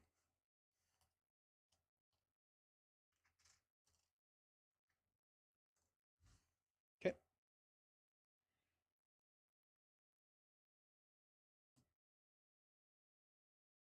We don't need to play the Snowborn right now. We'll go ahead and play the Hunter. 1, 2, 3, 4, 5. Grab the Brood.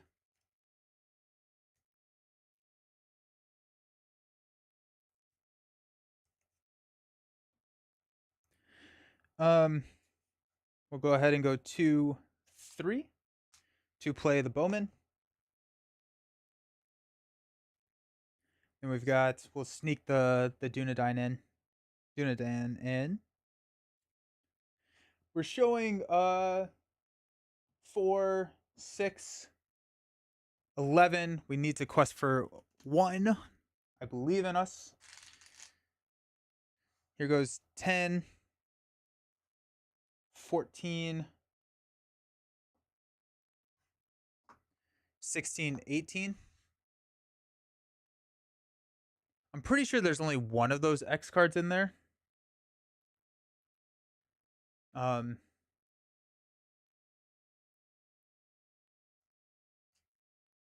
I'm pretty sure there's only one of those X cards in there. So 18, Surge, doomed 1. Increase our threat. Whenever we flip to off track, we discard an ally. Surges into here, which surges into here. Gross. Okay. So we did 18. This is going to be 4, 8, 10. So we place 8, 5, and 3. So that clears. This clears. Or this progresses. First player adds Broodmother to the staging area. Each other player reveals an encounter card. Flip search to off track. Okay. So we got Broodmother. The end of the round, search the encounter deck and discard pile for a Spider Broodling and add it to the staging area.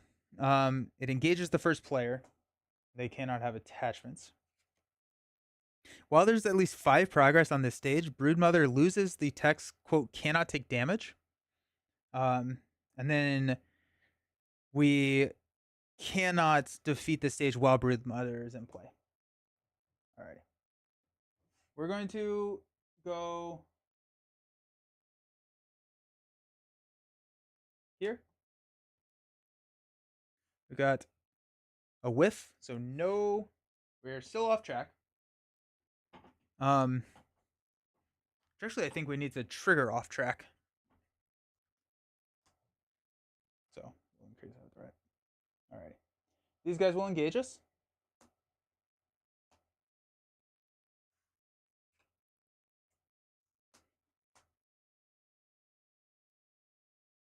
Oh, and we did successfully quest, so let's go ahead and sneak in this. Okay. Let's go ahead and sneak attack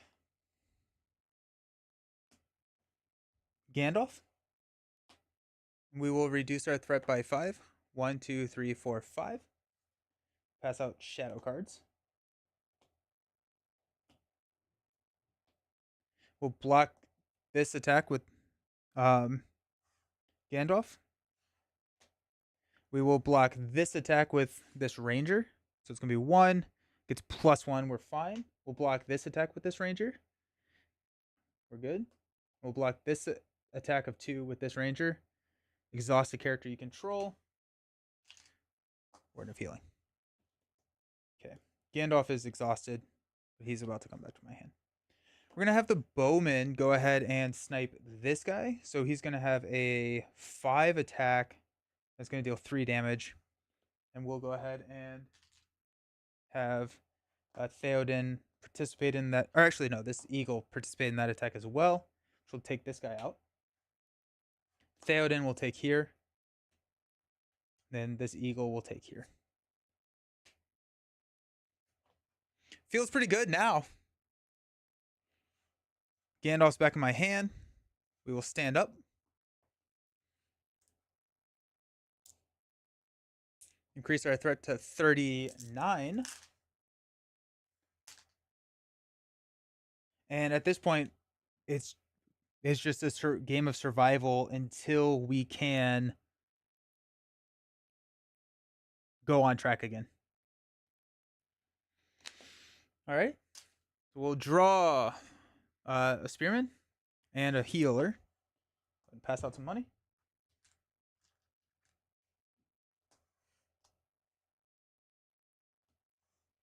We'll go 2 for a Healer. We'll go 1 for a Scout to place 1 here.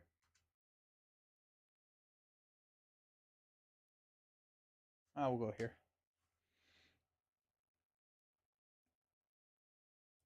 Cool.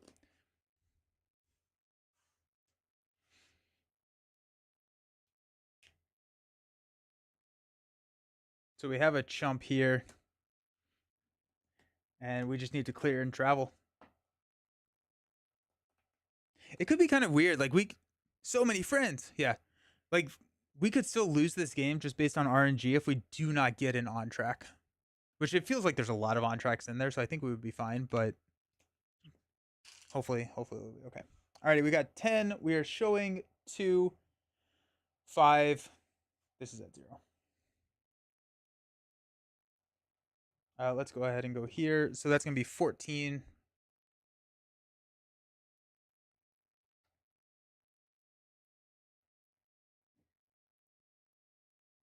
How many? We have 2, 4, 6, 8, 10, 12, 14, 16, 17. So if there is another X in there, which I 100% should know, we're just gonna go ahead and quest for 4 more. 1, 2, 3, 4. So that's 18. We're showing 2. A flip into, hey! Treat the printed text box as each damage character as if it were blank. When the stage is defeated, heal 1 damage from each character in play. Alrighty then. That's fun. Cool. And I guess we can quest on that. And then get more willpower. So this clears. We will go here. We're going to add this back to the staging area. Oh, I thought this... I think I did a... oh, the track is there, yeah. We'll travel right back here. Go 1, 2. We're still off track. So we will rinse, wash, and repeat. Oh, yeah, we're going to sneak in the spearman. Okay. We'll block here. He gets +1 if it destroys a character. Raise each player's threat by 1. There you go. And we'll increase our threat. We will ready.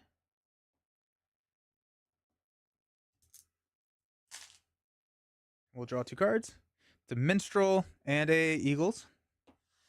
Pass out money. But you see how it's like, now we're just kind of waiting for the right card to get drawn. Like, we've won the game unless we can't draw the right card. So here we are. Alrighty, we'll go 3 for a Minstrel.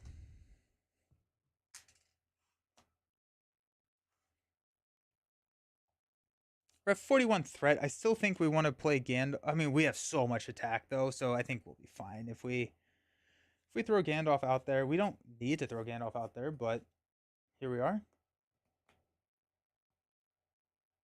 All right, let's quest on Craft Remedy. I guess we'll go ahead and... So that's going to be 10. Oh, at the end of the round, search the encounter deck and discard piles for a Spider Broodling and put it into play. That, and then we had another one. So we could have Wing... We'll just resolve this right now. Wing Guardian is going to defend. On track it's not. And then we'll spend the 1 to keep Wing Guardian around. And then we'll attack back. But I need to remember that at the end of the round. Okay. So we'll quest for 10, 14, 18, 20. And we're questing here. We are showing 3, 6, 12. Yeah, so we'll be fine. Flip into Surge, doomed 1. Increase our threat. Surges into the Spider Burrow. After it becomes the active location, bad things happen. Okay. We do shuffle this now because we are still in the quest phase. Okay. So we requested for 20. We're showing 4, 6. So we placed 12. So that's going to clear here. Oh, no. Which will get shuffled in here. And clear here. We will heal this. And then requesting for 11 there.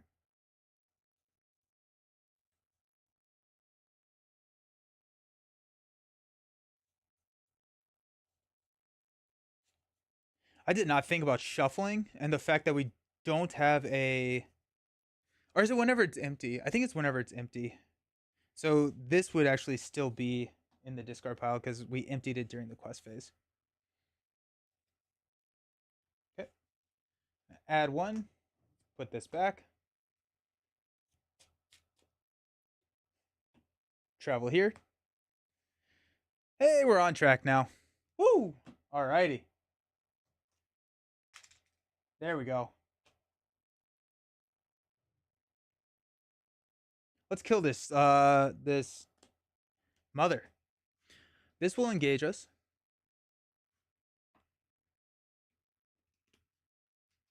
Let's pass out shadow cards. We're gonna have the Winged Guardian defend here. If off on track is in play, put this into play, engage with you, and deal it a shadow card.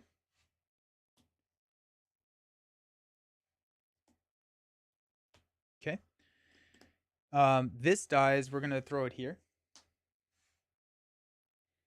We'll defend here. No shadow. We'll defend here and here. The attack deals damage, and it does not deal damage. Okay. So we can deal damage to this thing. Nope, we can't. We have to have 5 progress there. So we'll just clear these guys and then put one of them back. Alrighty, we'll stand up. We got this. So now we just have to place 5 progress, then we can deal damage, and then we win. Okay. We will draw our last card. Rogue goes ever on. We'll increase our threat to 43. We'll pass out money. 2, 1.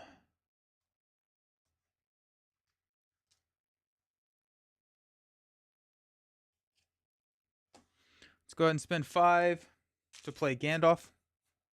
We'll reduce our threat by 1, 2, 3, 4, 5.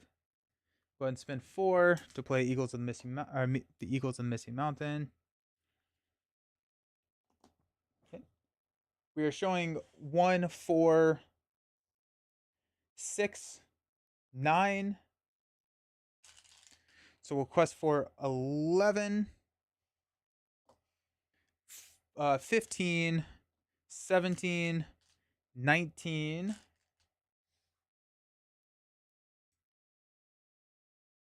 19. What did I say? We're showing 9.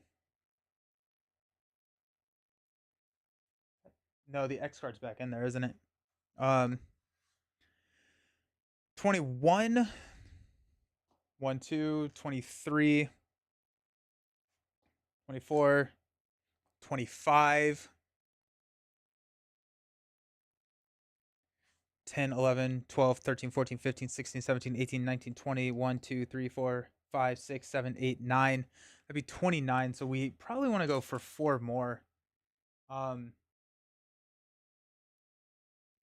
There's Gandalf, 1, 2, 3, 4. And then we'll go the Bowman for 1. So that's 30. So if we flip the X, we should be fine. Flip into Surge, doomed 1. Surge into while on track, it gets +2 attack and -5 engagement cost. Alrighty. So we blast through this, and that is clear, but we would remove all progress when we flip to on track, which, let's look at the top 3. Thank goodness we are still on track. That'd be so sad.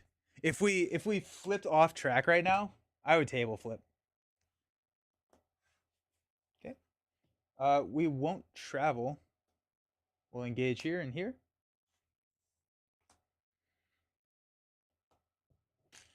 We will defend here.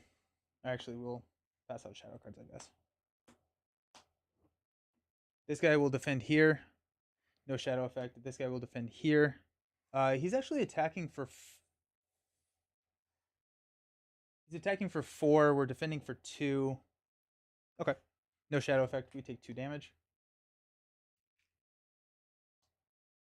We're actually going to have this... No, we're not. We're going to defend with Spearman. Deal a damage. 6. This attack deals damage. The defending character cannot ready until the end of the round. Oh, the defending character is not readying for the rest of their lives. Okay. We have to do 15. So we've got 3, 4, 8, 11, 14, 17 to take out the spider. And that's game. That was a crazy quest. I really liked this deck. I felt the quest was a little awkward. I thought it was slightly awkward. But I enjoyed the deck a lot. That was a lot of fun. Thank you. Woo. Unfortunately, we are like way later than I was expecting to go, so I'm not going to be able to open this because I actually have something that I need to do at 2, and it's already 2:04. So, so we are going to have to.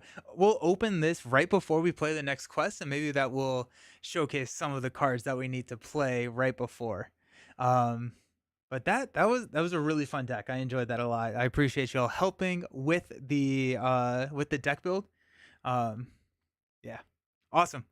Thanks all so much. I'm gonna run because I am late. So thanks for hanging out, and I will see you on Friday. We're starting the new Arkham Horror campaign, the Feast of the Hemlock Veil. So we're gonna be doing that. So hope to see you all on Friday at 10 a.m. Eastern time. Peace.